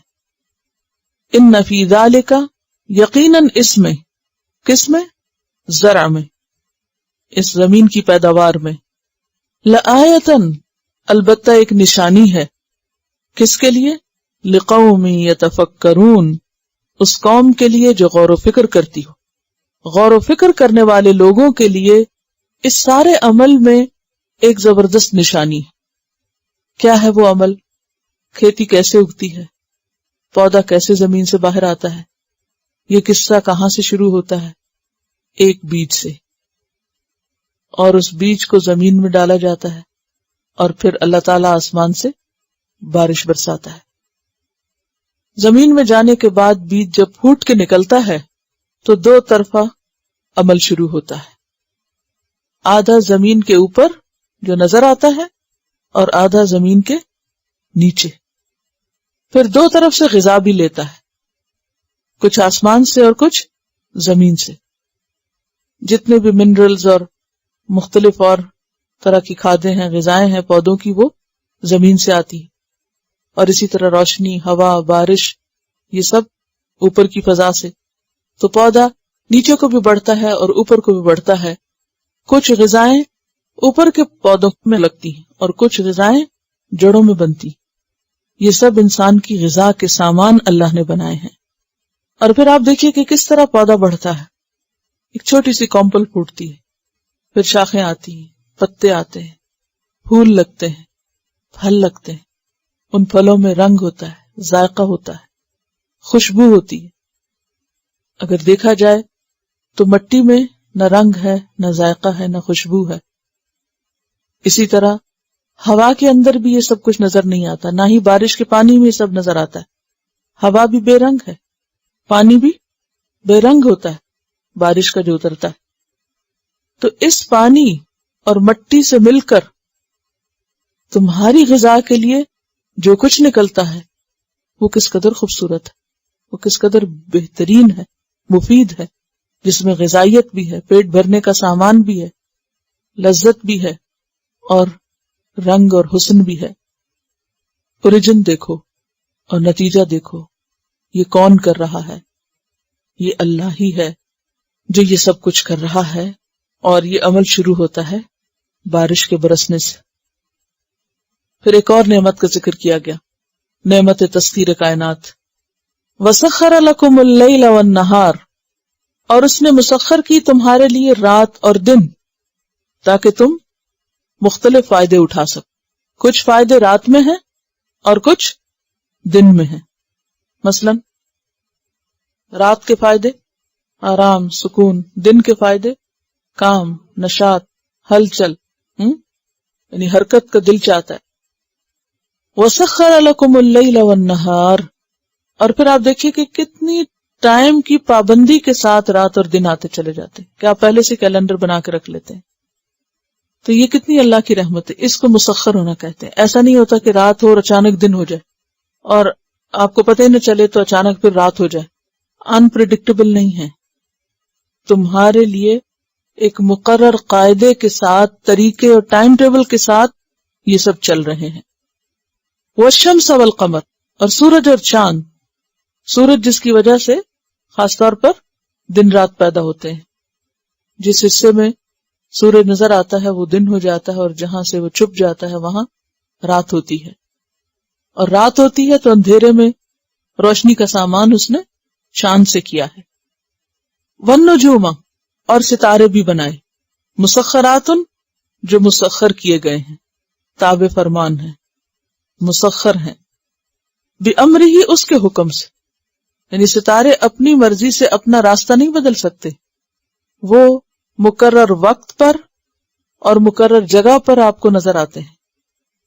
إِنَّ فِي ذَلِكَ لَآيَاتٍ لِقَوْمٍ يَعْقِلُونَ، بے شک اس میں البتہ بہت سی نشانیاں ہیں ان لوگوں کے لیے جو عقل سے کام لیتے ہوں. پیچھے فرمایا غور و فکر کرتے ہوں، توجہ کرتے ہوں. یہاں فرمایا پھر عقل استعمال کرتے ہوں. سورۃ ابراہیم میں بھی آپ نے پڑھا وَسَخَّرَ لَكُمُ الشَّمْسَ وَالْقَمَرَ دَائِبَيْنِ وَسَخَّرَ لَكُمُ اللَّيْلَ وَالنَّهَارَ. وہاں بھی سورج اور چاند اور رات اور دن کا ساتھ ساتھ ذکر آیا. اور ستاروں کا سورۃ الملک میں وَلَقَدْ زَيَّنَّا السَّمَاءَ الدُّنْيَا بِمَصَابِيحَ وَجَعَلْنَاهَا رُجُومًا لِلشَّيَاطِينِ. تو یہاں اللہ تعالیٰ بیسیکلی مزید نعمتوں کا ذکر فرما رہے ہیں. اور آپ دیکھیے کہ اس تنوع اور اس ویرائٹی میں بہت سے فائدے ہیں. اگر سوچئے تھوڑی دیر کے لیے کہ دن ختم ہی نہ ہوتا، دن ہی دن رہتا ہر وقت، تو کیا ہوتا؟ اور اگر رات ہو جاتی اور ہمیشہ رات ہی رہتی تو زندگی کس قدر مشکل ہو جاتی. اور پھر کتنے مناسب بنائے، یعنی کچھ حصہ رات کا اور کچھ دن کا. اور پھر آپ دیکھیں کہ کچھ وقت سال کا ایسا آتا ہے جب راتیں لمبی ہو جاتی ہیں اور دن چھوٹے ہو جاتے ہیں، پھر دن لمبے ہو جاتے ہیں اور راتیں چھوٹی ہو جاتی ہیں. یہ اتنا تنوع ہے، اتنی ورائٹی ہے کہ انسان گھبرا نہ اٹھے. اگر ان سب چیزوں میں ایک منوٹنی ہوتی اور پھر دن کے اندر بھی صبح کی روشنی کچھ اور، دوپہر میں کچھ اور شام کا منظر کچھ اور، پھر اسی طرح رات میں بھی آپ دیکھیں ابتدائی حصہ اور طرح ہوتا ہے، درمیانی حصہ اور طرح ہوتا ہے، پچھلا حصہ کچھ اور طرح ہوتا ہے. تو ان سب چیزوں کے اندر اتنی مسلسل تبدیلی جو ہے وہ انسان کو اپنی طرف متوجہ کرتی. دن نکلتا ہے تو اس کا نکلنا آپ کو اپنی طرف متوجہ کرتا ہے. غروب ہوتا ہے تو غروب ہونا آپ کو اپنی طرف متوجہ کرتا ہے. سورج کا نکلنا اور سورج کا غروب ہونا، چاند کا نکلنا. کب ایسا ہوا کہ چاند نکلا ہو اور آپ نے اس کی طرف توجہ نہ کی ہو؟ فوراً آپ تبصرہ کرتے ہیں آج لگتا ہے اس رات کا چاند ہے، آج تو بہت ہی روشن ہے، اگر بادلوں کے پیچھے ہو تو بھی. تو یہ ساری چیزیں کس طرح انسان کو اپنی طرف کھینچتی ہیں، جو دراصل اس بات کے لیے راستہ ہموار ہوتا ہے کہ انسان پھر اصل مالک تک بھی پہنچے، ان چیزوں میں ہی اٹک کر نہ رہ جائے. عقل استعمال کر کے ان سے فائدہ تو ضرور اٹھائے، لیکن پھر فائدہ پہنچانے والے کا حق بھی پہچانے، کیونکہ یہ سب اس کی رحمت کی وجہ سے ہے. جیسے کہ سورۃ القصص میں آتا ہے وَمِن رَحْمَتِهِ جَعَلَ لَكُمُ اللَّيْلَ وَالنَّهَارَ لِتَسْكُنُوا فِيهِ وَلِتَبْتَغُوا مِن فَضْلِهِ. یہ اس کی رحمت سے ہے کہ اس نے تمہارے لیے رات اور دن بنائے تاکہ تم ان میں سکون پاؤ اور اس کا فضل تلاش کر سکو. یعنی ایک وقت میں کام کرو اور دوسرے وقت میں آرام کرو. پھر ایک اور نعمت کا ذکر ہے، زمین کی خوبصورتی، جمال ارض. اور وہ کیا ہے؟ رنگ اور اقسام جو ہیں، مختلف رنگ اور مختلف چیزوں کی جو مختلف قسمیں اور سپیشیز ہیں، ان سب کو بھی کس لیے بنایا؟ کہ انسان کے لیے اس زمین پر ایک خوبصورتی کا سامان بھی ہو. وَمَا ذَرَأَ لَكُمْ، اور جو اس نے پیدا کیا تمہارے لیے. ذرا کے دو معنی ہوتے ہیں، یاد ہے؟ پیدا کرنا بھی اور پھیلانا بھی. پیدا کیا اور بکھیر دیا تمہارے لیے زمین میں جو کچھ بھی اس نے بنایا ہے اور جو کچھ بھی اس نے بکھیرا. کیا کچھ پیدا کیا؟ جیسے نباتات ہیں، حیوانات ہیں، معدنیات ہیں. کچھ چیزیں زمین کے اوپر نہیں پیدا کی اس نے. کہاں کی؟ پہاڑوں کے اندر، زمین کے اندر رکھی. ان سب چیزوں میں کیا ہے؟ مختلف ہیں الوانہ، اس کے رنگ. اس کی ساری تخلیق میں جو چیز نمایاں ہے وہ رنگ. اور مختلف چیزیں کس سے پہچانی جاتی ہیں؟ رنگوں سے. مختلف الوانہ، اور الوان کس کی جمع ہے؟ لون کی. کہاں پڑا تھا؟ بنی اسرائیل کی گائے میں فاقع لونھا. اور یہاں الوان ہے. تو لون جو ہے وہ رنگ کے لیے بھی ہوتا ہے اور لون قسم کے لیے بھی ہوتا ہے. کس کے لیے؟ قسم، کائنڈز. وہ صرف کلر کے لیے ہوتا ہے. صبغہ جو رنگا جاتا ہے، خود رنگ چڑھایا جاتا ہے. مختلفاً الوانو، مختلف ہیں اس کے رنگ. زمین کی پیداوار کے رنگ مختلف ہیں. مثلا آپ دیکھیے کہ نباتات میں، جانوروں میں، پھولوں میں، پتوں میں، اور اسی طرح انسانوں میں، ہر چیز میں مختلف ہیں رنگ. قرآن پاک میں اللہ تعالیٰ فرماتے ہیں سورۃ فاطر 27 اور 28، أَلَمْ تَرَ أَنَّ اللَّهَ أَنزَلَ مِنَ السَّمَاءِ مَاءً فَأَخْرَجْنَا بِهِ ثَمَرَاتٍ مُخْتَلِفًا أَلْوَانُهَا وَمِنَ الْجِبَالِ، پہاڑوں میں سے بھی، جُدَدٌ بِيضٌ وَحُمْرٌ مُخْتَلِفًا أَلْوَانُهَا وَغَرَابِيبُ سُودٌ وَمِنَ النَّاسِ وَالدَّوَابِّ. یہاں اس سے جو نا خاص طور پہ قابل ذکر ہے کہ رنگ کہاں کہاں ہیں، کس میں کہاں کہاں ہیں. وَمِنَ النَّاسِ وَالدَّوَابِّ وَالْأَنْعَامِ مُخْتَلِفٌ أَلْوَانُهُ كَذَلِكَ. ان سب کے بھی مختلف رنگ ہیں. اور الوان میں صرف رنگ نہیں، اقسام. اب آپ دیکھیے، اگر قرآن عربی میں نازل نہیں ہوتا تو آپ کس زبان کا لفظ لاتے کہ جس میں یہ دونوں معنی پائے جاتے اور ایک وقت میں اتنی بڑی بات کہی جاتی؟ کسی اور زبان سے کوئی لفظ لائیے جو یہ دو معنوں میں استعمال ہو، رنگ میں اور کائنڈ میں. کیونکہ صرف رنگ کی بات نہیں ہے، ان کی جو شیپ اور ان کی جو صورت اور شکل مختلف ہے، یہ بھی قابل ذکر ہے. اب مثلا تتلی کے رنگ آپ دیکھیے، شکلیں دیکھیے، سائز دیکھیے. تو اتنی ورائٹی بنانا انسان کے بس کی بات نہیں ہے. انسان نہیں کر سکتا، کوئی اور مخلوق نہیں کر سکتی. یہ اللہ ہی ہے جس نے اتنی قسمیں پیدا کی. خلق الازواج کلھا مما تنبت الارض ومن انفسہم ومما لا يعلمون. ان چیزوں میں بھی اقسام ہیں جن کو انسان نہیں جانتے. سورۃ الروم 22 میں فرمایا واختلاف السنتکم والوانکم، اور تمہاری زبانوں اور رنگوں کا اختلاف. اور اگر قسمیں لیں تو بھی آپ دیکھیں انسانوں کی کتنی قسمیں. اب دیکھیں وہ فیس ریڈنگ ہوتی رہتی ہے اور مختلف شکلوں اور چہروں، اور جس کی انگلیاں ایسی ہوں تو وہ شخص ایسا ہوتا ہے، اور جس کا فیس ایسا ہو تو وہ ایسا ہوتا ہے. جھوٹی سچی باتیں ملا کے بہت کچھ کہتے رہتے ہیں لوگ. تو یہ اقسام ہے نا. بلکہ میں تو یہ کہوں گی کہ جتنے انسان ہیں اتنی اقسام ہیں، کیونکہ ہر انسان دوسرے سے بالکل مختلف ہے. کوئی دو انسان آپس میں نہیں ملتے، عادات میں، مزاج میں، سوچ میں 100% نہیں ملتے. کسی سے آپ کا اتفاق 10% ہوتا ہے، 10% ہوتا ہے، کسی سے 20%، کسی سے 50%، لیکن ہر دو شخص مختلف ہوتے ہیں. جیسے انسانوں کے فنگر پرنٹس، انگلیوں کے، ہر شخص کا دوسرے سے مختلف. تو یہ اتنی اقسام اور ویرائٹی جو ہے یہ کیا بتاتی ہے؟ اللہ کی قدرت. حتیٰ کہ ایک وقت میں پیدا ہونے والے بچے جو ہیں، ٹوینز جو ہیں، اور آئیڈینٹیکل بظاہر نظر آتے ہیں لیکن وہ ہوتے نہیں ہیں. تو وہ ماں ذرا، ماں کا مطلب ہے جو بھی، واٹ سو ایور، ذرا لکم، تمہارے لیے جو کچھ بنایا. اور سورۃ البقرہ میں آپ پڑھ چکے نا کیا بنایا تمہارے لیے. خلق لکم ما فی الارض جميعا، سب کا سب جو بھی ہے انسان کے لیے، جمیع، سب، ان تمام چیزوں کے اندر کیا ہے؟ الوان اور اقسام. حتیٰ کہ زمین آپ دیکھیے، ایک پیس ہے نا زمین، ون سنگل تھنگ، لیکن وَفِي الْأَرْضِ قِطَعٌ مُتَجَاوِرَاتٌ، زمین میں بھی قطعات ہیں، کوئی نرم ہے اور کوئی سخت ہے اور کوئی کیسا ہے اور کوئی شریلا ہے اور زرخیز ہے.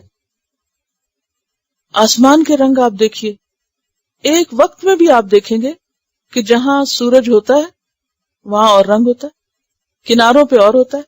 فجر کو آپ دیکھیے، جس طرح سے سورج کو نکلنا ہوتا ہے وہاں اور رنگ ہوتا ہے، اور جہاں غروب ہوتا ہے وہاں اس وقت کوئی اور رنگ ہوتا ہے. شام کو آپ دیکھیے، جہاں غروب ہوتا ہے وہاں کچھ اور رنگ ہوتا ہے، اور بیک وقت دوسری طرف کچھ اور رنگ ہوتا ہے. کس قدر تنوع ہے. تنوع کا معنی آتا ہے ویریشن، ورائٹی، کس قدر. تو جب اللہ نے دنیا بنائی ہی اختلاف کے ساتھ ہے، تو پھر زبردستی کا جبری اتحاد نہیں ہو سکتا. اصل اتحاد کس چیز کا نام ہے؟ ڈفرنس مینجمنٹ کا نام، کہ آپ کو اختلاف کے ساتھ جینا آنا چاہیے، کیونکہ اللہ نے بنایا ہی ہر ایک کو فرق ہے. مشکل کب ہوتی ہے؟ جب ہم ہر چیز کو کیا چاہتے ہیں؟ اپنی مرضی کے مطابق، اور سب کو ایک بنانا چاہتے ہیں. ایک نہیں بن سکتے، سب الگ ہیں. حتیٰ کہ ایک ماں کے بچے، ایک ماں کی اولاد، سب مختلف. بظاہر اگر شکلوں میں تھوڑی بہت شباہت ہو بھی تو مختلف. تو یہ سب کیا ہے؟ وَمَا ذَرَأَ لَكُمْ فِي الْأَرْضِ. اب ذرا نکلیں گے باہر تو دیکھتے جائیں ایک ایک چیز کو، گنے چیزوں کو. اسی لیے تو اللہ تعالیٰ فرماتے ہیں وَإِن تَعُدُّوا نِعْمَتَ اللَّهِ لَا تُحْصُوهَا. ہر چیز جب مختلف ہے، کس کس چیز کو شمار کریں گے؟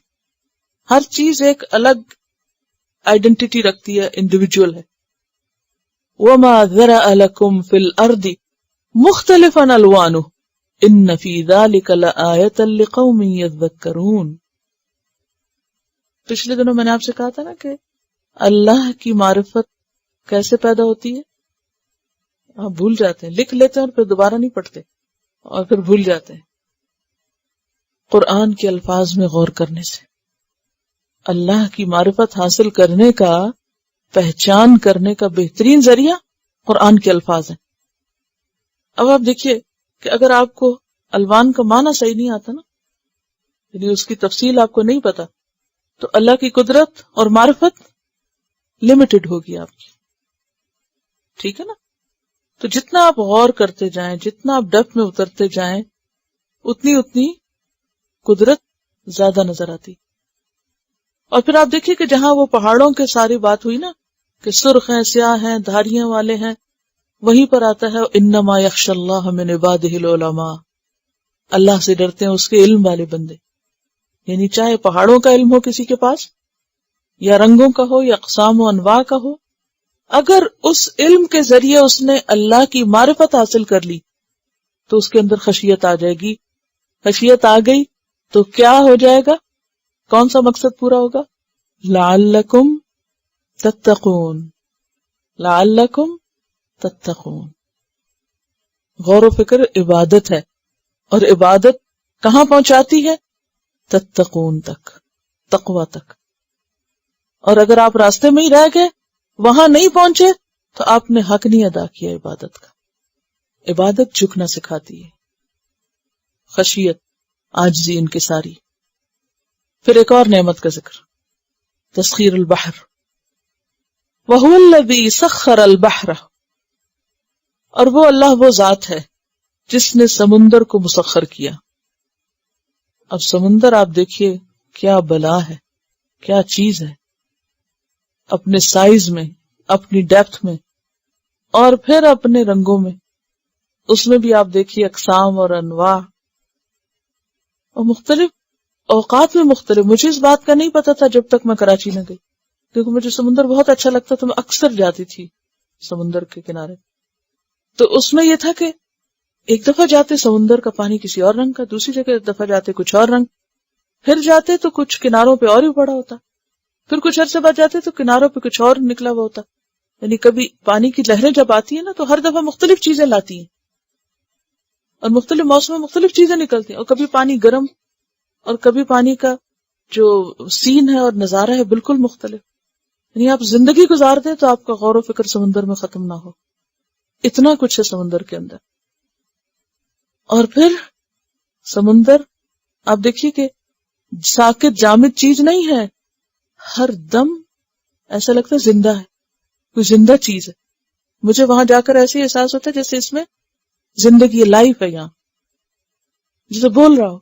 اس کی لہریں جو ہیں پورے شور کے ساتھ اٹھتی بھی آتی ہیں اور پھر عاجزی کے ساتھ واپس چلی جاتی ہیں جھکتے ہوئے, پھر پلٹ جا. اپنی حدوں سے پار نہیں ہوتی, حدوں سے پار ہوں تو ہم جی نہ سکیں. تو سمندر تمہارے لیے مسخر کر دیا گیا, یعنی حد میں رکھا ہوا ہے, اور اس میں تمہارے لیے بے شمار فائدے, خاص طور پر انسان کے لیے سفر اس میں آسان کر دیا گیا, سواری کے لیے, غوطہ خوری کے لیے اس کو مسخر کیا گیا. اب دیکھیے جتنی زبردست لہریں ہوتی ہیں نا اس کی, اگر اللہ اس کو مسخر نہ کرتا تو انسان اس میں سواری نہیں کر سکتا تھا, کشتی جہاز نہیں چل سکتا تھا. پھر اس کے بعد اس میں غوطہ خوری, کہاں تک انسان اندر جا کے کیا کچھ نکال کے لاتا ہے. پھر اسی طرح شکار, مچھلیاں پکڑنا. اگر سمندر مسخر نہ ہوتا تو ہم اس کی اندر کی چیزیں نکال نہیں سکتے تھے, جو جاتا ڈوب جاتا. اور اس نے سمندر کو مسخر کیا لِتَأْكُلُوا مِنْهُ, تاکہ تم کھاؤ اس میں سے, لحمن طریا, تر و تازہ گوشت. طریا کا لفظ ہے یہ گوشت کی تازگی کے لیے آتا ہے, فریش میٹ, تر و تازہ.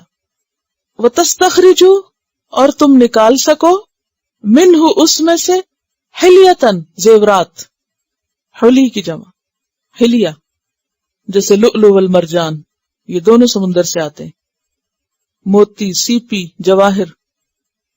حلیہ زیور کو کہتے ہیں, اور زیور میں بعض جگہوں پر جو زیورات بنتے ہیں وہ صرف بیڈز کے اور سمندر سے نکلی ہوئی چیزوں کے ہوتے ہیں. تلبسونہا, تم ان کو پہنتے ہو, زیورات پہنتے ہو, پہنا کرو. وتری الفلک, اور تم دیکھتے ہو کشتیوں کو, جہازوں کو. مواخرہ, چیرنے والی ہیں, پھاڑنے والی ہیں. ماخرت ان کی جمع. فیہ, اس میں, کس میں؟ سمندر میں. سمندر میں کشتیاں جب چلتی ہیں تو پانی کو چیرتی چلی جاتی. کبھی چلتی کشتی آپ دیکھیں نا, جس طرح کاٹ رہی ہو پانی کو, یہ لگتا ہے جیسے باقاعدہ کینچی کی طرح کاٹ کے آگے نکل رہی. اصل میں ماخرہ کہتے ہیں یہ جو ہوا چلنے کا شور ہوتا ہے نا, اس کے لیے بھی لفظ استعمال ہوتا ہے. وَلِتَبْتَغُوا, اور تاکہ تم تلاش کرو یا فائدہ حاصل کرو, من فضلہ, اس کے فضل سے, تجارت کر کے, موتیوں کی, سیپیوں کی, لؤلؤ والمرجان کی, جواہرات کی جو سمندر سے نکلتے ہیں, مچھلیوں کی, مختلف چیزوں. اور پھر بذات خود سمندری کشتیاں اور جہاز چلا کے اور پھر موومنٹ سے ایک جگہ سے دوسری جگہ سامان پہنچا کے, غذائیں پہنچا کے تم اللہ کا فضل تلاش کرو. یعنی کشتیاں لے کے نکلو, صرف سمندر سے مچھلی نہیں پکڑو بلکہ پار جا کے سمندر کے ایک دوسری دنیا سے کچھ اور بھی نکالو. اور اسی تلاش میں آپ دیکھیں کولمبس یہاں تک پہنچا تھا. کہا جاتا ہے اس کے جہاز کا جو ملاح تھا مسلمان تھا, اور احمد اس کا نام تھا. وَلِتَبْتَغُوا مِنْ فَضْلِهِ وَلَعَلَّكُمْ تَشْكُرُونَ, اور تاکہ تم شکر ادا کرو, اللہ کے شکر گزار بن جاؤ. کیونکہ سمندر میں کشتیاں جو چلتی ہیں وہ دراصل انسان کو فائدہ پہنچانے کے لیے, جیسے آتا ہے نا وَالْفُلْكِ الَّتِي تَجْرِي فِي الْبَحْرِ بِمَا يَنْفَعُ النَّاسَ, البقرہ 164 میں آپ پڑھ چکے ہیں. یہ سمندر میں بہت سی چیزیں ہیں, لیکن اگر کشتی نہ ہوتی تو کیا ہوتا؟ فائدہ محدود ہو جاتا. ٹھیک ہے, اگر کشتی نہ ہوتی تو فائدہ محدود ہوتا. جیسے سورۃ یاسین میں آتا ہے وَآیَةٌ لَّهُمْ أَنَّا حَمَلْنَا ذُرِّيَّتَهُمْ فِي الْفُلْكِ الْمَشْحُونِ وَخَلَقْنَا لَهُمْ مِن مِّثْلِهِ مَا يَرْكَبُونَ إِن نَّشَأْ نُغْرِقْهُمْ فَلَا صَرِيخَ لَهُمْ وَلَا هُمْ يُنقَذُونَ. کہ ان کے لیے بہت بڑی نشانی ہے کیا کہ ہم نے ان کی اولاد کو کشتی میں سوار کیا، نوح علیہ السلام کی طرف اشارہ ہے، اور اس جیسی اور بہت سی کشتیاں بنائیں اور اس میں وہ سوار ہوتے ہیں. اور پھر یہ کہ اگر ہم چاہیں تو کیا کریں، ان کو غرق کر دیں، ڈبو دیں. آپ دیکھیں کہ پانی کے اوپر انسان کشتی لے کر، بڑے بڑے جہاز لے کر، منوں ٹنوں سامان لے کے چلتا چلا جائے اور وہ تیر کے پار کرا دے، حیرت کی بات ہے نا، جبکہ ایک سوئی ڈوب جاتی ہے اس میں. تو یہ سب اللہ نے اس کو انسان کے لیے ایسا بنایا کہ مسخر کر دیا. اور پھر بارشیں بھی تو وہاں سے ہوتی.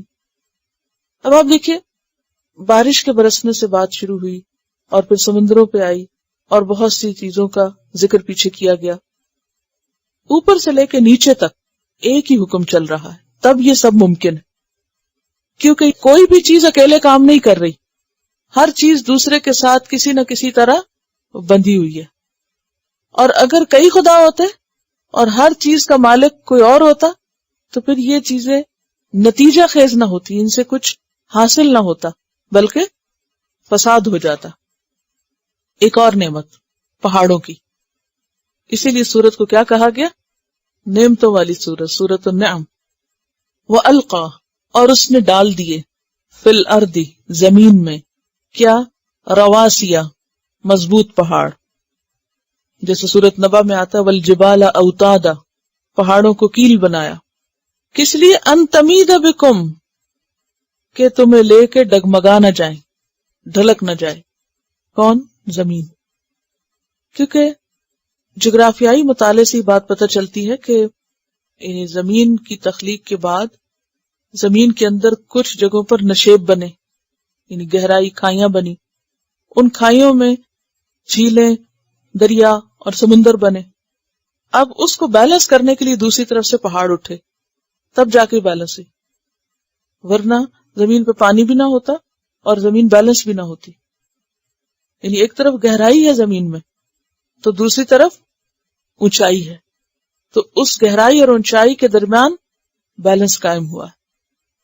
ورنہ کیا ہوتا کہ زمین لڑکھڑاتی رہتی، ایسے زلزلے آتے کہ کوئی زندگی قائم نہ رہ سکتی.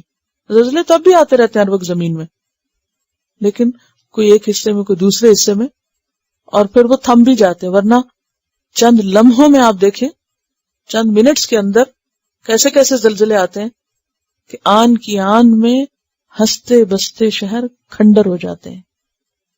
ان تمید بکم وانہارن، اور نہریں یا دریا کس طرح جال کے جال بچھا دیے.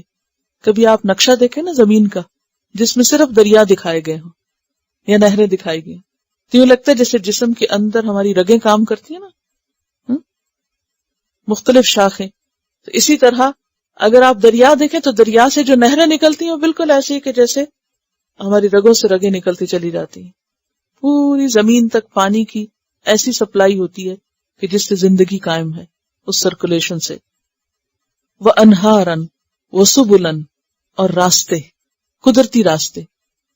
یہ ہائی ویز تو انسان نے بعد میں بنائے، ورنہ اول زمانے سے، قدیم زمانے سے انسان ایک جگہ سے دوسری جگہ جانے کے لیے قدرتی راستوں کا سہارا لیتا رہا، جو پہاڑوں کے بیچ بیچ میں سے، وادیوں سے ہوتے ہوئے، دریاؤں اور نہروں کے آس پاس سے گزرتے ہوئے ایک علاقے کو دوسرے سے جوڑتے ہیں. لعلکم تہتدون، تاکہ تم راہ پا جاؤ، تاکہ تم کو راستہ ملے زمین پر، اور اس کے نتیجے میں تم اللہ کی طرف بھی راہ پاؤ، اللہ کو پہچان سکو اور اپنے مقاصد تک بھی پہنچ سکو، اپنی مطلوبہ جگہوں تک جہاں تمہاری ضروریات ہیں وہاں تک جا سکو، یعنی اپنے گھر جا سکو. تو اللہ تعالیٰ اپنی مختلف قدرتیں جو ہیں وہ دکھا رہے ہیں سورۃ النبا اور نازعات میں بھی، اور بھی دیگر صورتوں میں بہت خوبصورتی سے یہ سارے مناظر بیان کیے گئے. اللہ تعالیٰ فرماتے الم نجعل الارض مہادا، کیا ہم نے زمین کو ایک بچھونا نہیں بنایا، آرام کی جگہ نہیں بنایا. والجبال اوتادا، اور پھر سورۃ النازعات 32 میں آتا ہے والجبال ارساہا. تو یہ سب کچھ اس نے تمہارے لیے پیدا کیا تاکہ تم اس کی قدرت کو پا کر اسے پہچان سکو. اب ایک اور نعمت کا ذکر، نعمت خلق النجوم، ستاروں کی تخلیق، وعلامات، اور بہت سی علامات، بہت سی نشانیاں پیدا کی. علامت ان کی جمع ہے علامات. علامت کس کو کہتے ہیں؟ اب یہ صرف ایک لفظ ہے یا علامات اینڈ سٹاپ؟ علامات پیدا کی. علامات کیا کیا ہے؟ اس زمین پر اگر علامتیں نہ ہوتی تو ہم ایسے ہی ہوتے جیسے ہوا میں گھوم رہے ہیں، ہم کو پتہ ہی نہ ہوتا ہم نے جانا کہاں اور آئے کہاں سے. قیامت کے دن کیا ہوگا؟ زمین صرف ایک سفید روٹی کی طرح ہو جائے گی، کوئی علامتیں نہیں ہوں گی اس میں. لیکن دنیا میں اللہ نے زمین پہ علامتیں رکھی، سائنس، نیچرل سائنس. جیسے آپ کی ہائی ویز پر مین میڈ سائنس ہوتے ہیں، اسی طرح اللہ نے اپنی زمین پر قدرتی سائنس رکھے ہوئے ہیں. کس کس شکل میں ہوتے ہیں وہ سائنس؟ مثلا پہاڑ، ٹیلے، درخت، چشمے، دریا، پھر اسی طرح ستارے، پھر مقناطیس پیدا کیا جس سے شمال جنوب کا پتہ چلتا ہے اور ڈائریکشنز پتہ چلتی ہیں. تو یہ ساری چیزیں کیا ہیں؟ علامات. کیونکہ لعلکم تہتدون کی بات ہوئی نا، تاکہ تم صحیح جگہ پہنچو، اپنی منزل تک پہنچو. علامتوں کی مدد سے انسان پہنچتا ہے، ورنہ تو آپ دیکھیں ابھی تو اس دور میں انسان نے تھوڑی ترقی کر لی تو پھر صحیح سڑک بنا لی اور اس کے اوپر لکھ دیا اور سمبل اور سائن رکھ دیے جس سے انسانوں کو پتہ چلتا ہے کہ اب کہاں جانا ہے اور کدھر نہیں. اس کے باوجود آپ دیکھیں شاید ہی کوئی ایسا شخص ہو جو نہ کھویا ہو، ساری علامات کے باوجود. اب سوچئے 1000 سال پہلے انسان جب اس کے پاس یہ ہائی ویز اور یہ سب نہیں تھا، اور اب بھی دنیا کے مختلف علاقوں میں یہ سب نہیں ہوتا، تو وہاں لوگ ایک علاقے سے دوسرے علاقے تک کیسے جاتے ہیں؟ شاید آپ کو کسی ایسے سفر کا اتفاق نہیں ہوا. کبھی سعودی عرب میں کسی صحرائی علاقے میں جانے کا اتفاق ہوا؟ مکہ سے مدینہ کا سفر بھی دیکھا ہوگا آپ نے، بس پہ اکثر لوگ یا کار وغیرہ پہ جاتے ہیں. نہیں، حیران کن ہوتا ہے نا، اتنی دور دور دور تک بس میدان ہی میدان نظر آتے رہتے ہیں نا. لیکن کہیں کہیں کوئی درخت آ جاتا ہے کچھ ہی، پھر آپ جب جاتے ہیں تو پھر آپ سوچتے ہیں اچھا جب میں واپس آؤں گی دیکھوں گی کہ یہ درخت مجھے دکھا یا نہیں. جس اپنے آپ سے وہ دل بہلانے کو، وقت گزارنے کو سوچ رہے ہوتے ہیں. تو اس میں آپ دیکھیے کہ اگر وہ علامتیں نہ ہوں تو کوئی پتہ نہ چلے کہ ہم کہاں جا رہے ہیں اور کہاں پہنچ چکے ہیں. کہتے ہیں کہ جب کٹرینا سے پہلے اس شہر کی ایک تصویر لی گئی اور تباہی کے بعد جب دوبارہ تصویر لی گئی تو درختوں کی وجہ سے پہچانا کہ کون سی چیز کہاں ہے. ورنہ ایسی تباہی تھی کہ کچھ پتہ نہیں چلتا کہ کہاں ہیں سڑکیں اور کہاں ہیں عمارتیں اور کون سی جگہ کہاں ہے، یہ کس کی، یہ کس جگہ پر کیا تھا. تو یہ قدرتی نشان اللہ نے پیدا کر دیے ہیں زمین کے اوپر، جن کی مدد سے ہم اپنے فاصلے طے کرتے ہیں اور اپنی سمت متعین کرتے ہیں. وَبِالنَّجْمِ هُمْ يَهْتَدُونَ، اور ستاروں کی مدد سے بھی وہ راہ پاتے ہیں. خاص طور پر جو وہ ستارے ہیں جو ہر ایک کے لیے نوٹسبل ہوتے ہیں. کوئی آپ کو نام بتائے یا نہ بتائے، ہر ایک نے مختلف ستاروں کے جو عموماً دیکھتے ہیں لوگ، ان کے نام رکھے ہوئے ہوتے ہیں. نارتھ سٹار ہے، قطبی ستارہ جس کو کہتے ہیں، پھر اسی طرح سریا ہے، اور وہ جو جھرمٹ ہے ستاروں کی، دمدار ستارہ، مختلف نام رکھے ہوئے. اب اس میں آپ دیکھیے کہ جب لوگوں کے پاس گھڑیاں نہیں ہوتی تھی، اور اب بھی سب لوگوں کے پاس گھڑیاں نہیں ہوتی، تو رات کو حتیٰ کہ اوقات بھی اس سے معلوم کرتے ہیں لوگ کہ کتنی رات گزر چکی اور صبح ہونے میں کتنی دیر.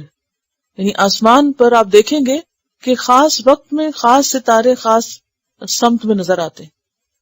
تو یہ زبردست علامات ہیں جو اندھیری رات میں راہ دکھاتے ہیں. کیونکہ دن کو تو آپ درخت دیکھ سکتے ہیں، رات کو تو درخت بھی نظر نہیں آئیں گے، پھر کیا کریں گے؟ تو اللہ نے رات کی علامتیں بھی پیدا کر رکھی ہیں، اس کا بھی انتظام کر رکھا ہے. کس کس نعمت کا شکر ادا کرے انسان.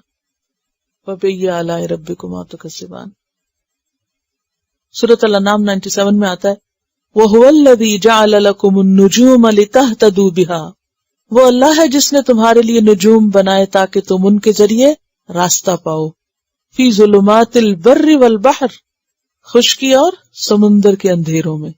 اب خشکی میں تو پھر بھی کچھ اور علامتیں بعض اوقات مل جاتی ہیں، یا کہیں کہیں روشنیاں ہوتی ہیں. لیکن سمندر اکثر جب سفر کرتے ہیں نا، جیسے پاکستان وغیرہ کے لیے، تو رات کا سفر ہوتا ہے اٹلانٹک پہ، تو اس وقت جو ایک وہم آتا ہے کہ اگر ان کو رستہ بھول گیا تو کدھر جائیں گے. اٹلانٹک جب کراس ہوتا ہے، اس کو پار ہوتا ہے، تو پھر ایک خاص شکر ادا ہوتا ہے کہ پار نکل گئے. تو وَبِالنَّجْمِ هُمْ يَهْتَدُونَ. اور اگر یہ رات کو یہ علامتیں نہ ہوتی یا اللہ تعالیٰ مقناطیس نہ بناتا اور یہ ڈائریکشنز نہ پتہ چلتی ہمیں، تو پھر ہو سکتا ہے لوگ صرف دن کو ہی سفر کرتے، رات کو سفر نہ کر سکتے. اور صحرا میں آپ دیکھیے، چلیے اٹلانٹک کو چھوڑیے، جو لوگ ریت کے صحراؤں میں رہتے ہیں ان کے لیے بھی ستارے ڈائریکشن متعین کرنے کا سبب ہے. بلکہ اگر وہ دن کو کھو بھی جائیں تو رات کو ان ستاروں کی مدد سے اپنا راستہ متعین کرتے ہیں کہ ہم صحیح سمت پہ جا رہے ہیں یا غلط سمت پہ چلے گئے. سمندری سفر میں تو خاص طور پر اس کی ضرورت ہوتی ہے. تو وَبِالنَّجْمِ هُمْ يَهْتَدُونَ. لیکن انسان نہیں سوچتا اس وقت کہ جس نے یہ بنایا اس تک کون سا راستہ جاتا ہے. أَفَمَن يَخْلُقُ كَمَن لَّا يَخْلُقُ. کیا پھر وہ جو پیدا کرتا ہے اس کی طرح ہو سکتا ہے جو پیدا نہیں کرتا؟ کون پیدا کرتا ہے؟ اللہ. اور کون پیدا نہیں کرتا؟ ملائکہ، انسان، بت، کوئی اور مخلوق. اللہ کے سوا کوئی اور پیدا نہیں کر سکتا. اور خلق کا معنی یاد رکھیے، عدم سے وجود میں لانا. یہ نہیں کہ وجود کی چیزوں ایک کو کاٹ کے دوسری بنا لینا، یہ پیدا کرنا نہیں ہوتا، نئے سرے سے پیدا کرنا. افمن یخلق کمن لا یخلق افلا تذکرون. کیا پھر تم نصیحت نہیں پکڑو گے؟ تو یہ سب تھی اللہ کی تخلیقات. ھذا خلق اللہ فارونی ماذا خلق الذین من دونہ. یہ سب اللہ نے بنایا، دکھاؤ مجھے اس کے سوا باقیوں نے کیا بنایا، دوسروں نے کیا بنایا. تو جب دوسروں نے کچھ بنایا نہیں تو وہ بنانے والے کے برابر کیسے ہو سکتے ہیں؟ تو یہاں بھی دراصل شرک کی تردید کی جا رہی ہے. وَإِن تَعُدُّوا نِعْمَةَ اللَّهِ لَا تُحْصُوهَا. اور اگر تم اللہ کی نعمتوں کو گننا چاہو تو ان کو شمار نہیں کر سکتے. ایک جگہ عدد ہے اور دوسری جگہ احصاء. احصاء کہتے ہیں کل ایکوریٹلی پورا گننا، اسٹیٹسٹکس جس سے. ان اللہ لغفور الرحیم. بے شک اللہ غفور الرحیم ہے سب کے لیے، کہ وہ انسانوں کی زیادتیوں کے باوجود کہ دیتا وہ ہے اور شکریہ کسی اور کا ادا ہوتا ہے. آپ تھوڑی دیر کے لیے سوچیں کہ آپ کسی کو کچھ دیں اور وہ کسی اور کا شکر گزار ہو تو کیا حال ہوگا. نیکسٹ ٹائم دیں گے نہیں. تو اللہ تعالیٰ ایسا نہیں کرتا. ہم اس کا شکر نہیں بھی ادا کرتے تو وہ دیتا رہتا ہے، وہ درگزر کرتا جاتا ہے، کوئی بات نہیں. ان اللہ لغفور الرحیم. واللہ یعلم ما تسرون وما تعلنون. اور اللہ جانتا ہے جو تم چھپاتے ہو اور جو تم ظاہر کرتے ہو. تمہارے دلوں کے خیال، تمہارے زبان کی باتیں اور تمہارے اعمال سب اس کے سامنے، جو سامنے ہیں اور جو تم چھپ کے کرتے ہو اور جو تمہارے دلوں میں ہی رہ جاتے ہیں، خواہ وہ تمہارے عقائد ہیں، خواہ وہ تمہارے عبادات ہیں، خواہ وہ تمہارے اخلاق ہیں، سب اس کو پتا ہے. عام طور پر کیا ہوتا ہے کہ انسان جب دوسروں کے سامنے ہوتا ہے، مثلا گھر سے باہر ہوتا ہے تو وہ کچھ اور ہوتا ہے، گھر کے اندر ہوتا ہے کچھ اور ہوتا ہے. لیکن اللہ کے لیے سب برابر ہے. خواہ تم گھر کے اندر ہو، خواہ تم گھر کے باہر ہو، خواہ تم رات میں ہو، خواہ تم دن میں ہو، یعنی رات کے اندھیرے میں ہو یا تم دن کی روشنی میں ہو، کہیں پر بھی ہو اس کو سب پتا ہے. خواہ تمہارے دل کے اندر ہو، خواہ تم بول کے کہہ رہے ہو. واللہ یعلم ما تسرون. اور تسرون میں صرف دل میں چھپانا نہیں بلکہ کہیں بھی چھپانا، چھپ کے کوئی غلط کام کرنا. والذین یدعون من دون اللہ. اور وہ لوگ جو پکارتے ہیں اللہ کے سوا، لا یخلقون شیئا، نہیں وہ پیدا کر سکتے کچھ بھی.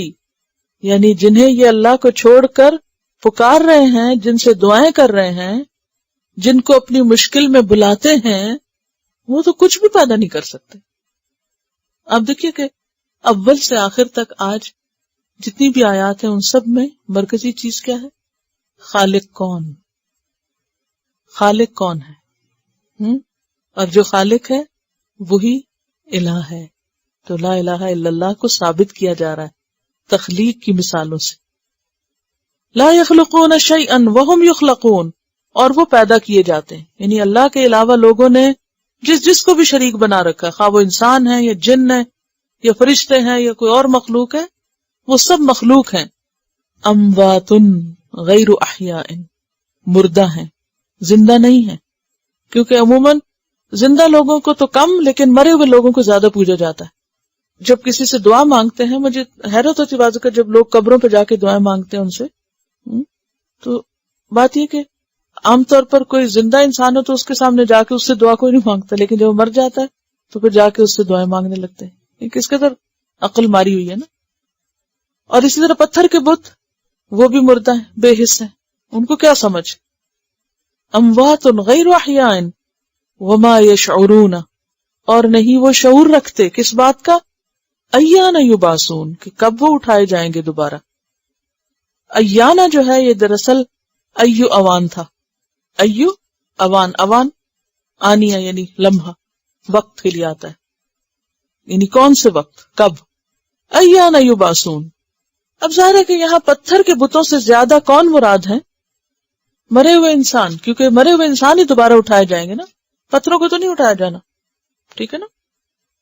تو مرے ہوئے انسانوں کو، جن کے پاس تم جا کے فریادیں کرتے ہو، ان کو تو خود یہ نہیں پتا کہ وہ دوبارہ کب اٹھیں گے. وہ تمہیں کیا دے سکتے؟ جس کو یہ نہ پتا ہو کہ وہ خود کب اٹھے گا، کب جیے گا، وہ کسی اور کو زندگی اور زندگی قائم رکھنے کے لیے نعمتیں کہاں سے دے سکتا ہے. چلیے سنیے تلاوت.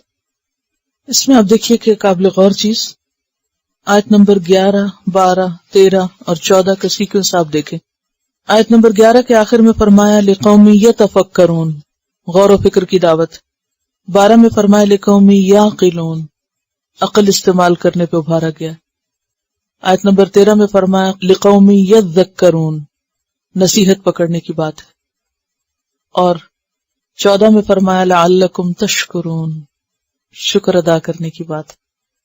اور پھر 15 میں لعلکم تہتدون، یہی پھر سیدھا راستہ انسان کو اللہ کی طرف لے جاتا ہے. اگر کوئی شخص غور و فکر نہ کرے، عقل استعمال نہ کرے، اور پھر عقل استعمال کر کے اس سے کوئی نصیحت اور عبرت نہ لے. بہت سے لوگ غور و فکر کرتے ہیں، عقل بھی استعمال کرتے ہیں، لیکن نصیحت نہیں پکڑتے. اور بہت سے لوگ وقتی طور پر نصیحت پکڑ لیتے ہیں، لیکن شکر کے درجے پہ نہیں پہنچتے. کچھ لوگ اس حد تک شکر بھی کہہ دیتے کہ اللہ تیرا شکر ہے سب کچھ بنا، لیکن ہدایت نہیں پاتے، یعنی اللہ تک نہیں پہنچتے، اس کی عبادت نہیں کرتے. تو جب تک یہ ساری چیزیں پوری نہ ہو، مقصد حل نہیں ہوتا. آج اس دور میں کس قدر جانوروں کے رائٹس کی بات ہوتی ہے کہ جانوروں کے بارے میں سوچا جاتا ہے اور ان کی کیئر کی جاتی ہے، لیکن آپ دیکھیں کہ قرآن مجید میں کتنا پہلے جن جانوروں سے خاص طور پر ہم فائدہ اٹھاتے ہیں ان کا کتنے زبردست طریقے سے ذکر، اور کیسے ایک ایک منافع اللہ نے گنوائے. ٹھیک ہے، اس سے ہمارے اندر اللہ کی شکر گزاری آتی ہے، لیکن ان جانوروں کے لیے بھی تو پیار آتا ہے نا، جو ہمارے لیے اتنا کام کرتے ہیں، اتنی محنت کر رہے ہیں. یعنی دیکھ کر ایک محبت سی آتی ہے ان کے لیے. اور کس نے ڈالی یہ محبت اور یہ احساس کس نے دلایا؟ یہ اللہ نے دلایا. دیکھیے کہ جیسے اینیمل رائٹس کی بات ہوئی تو بعض اوقات اس میں بھی کتنی انتہا پسندی ہو جاتی ہے کہ بعض حلال جانوروں کو کھانے کو بھی ناپسند سمجھا جاتا ہے یا ان کی دیگر چیزوں کا استعمال. تو یہاں اللہ تعالیٰ نے خاص طور پر بتا دیا کہ یہ تمہارے لیے ہی مسخر کیے گئے ہیں. اور پھر آپ دیکھیے کہ جو کھانے اور کام کے جانور ہیں نا، وہ پیدا بھی بہت ہوتے ہیں، یعنی جو انسان کی ضرورت کے ہیں، تاکہ زمین میں ان کی کمی نہ ہو. یعنی ہم عام طور پر نہیں سوچتے جانوروں کے بارے میں کہ وہ ہمیں اتنا کچھ دیتے ہیں اور اتنے کام آنے والے، اتنے کارآمد ہیں، فائدہ مند ہیں، کہ انسان اگر ان چیزوں کو گننا چاہے، شمار کرنا چاہے تو گن نہیں سکتا. تو اس کے لیے پھر شکر گزاری کے لیے کیا کریں؟ سبحان اللہ و بحمدہ عدد خلقہ ورضا نفسہ وزنۃ عرشہ ومداد کلماتہ. پہلے اس کی تلاوت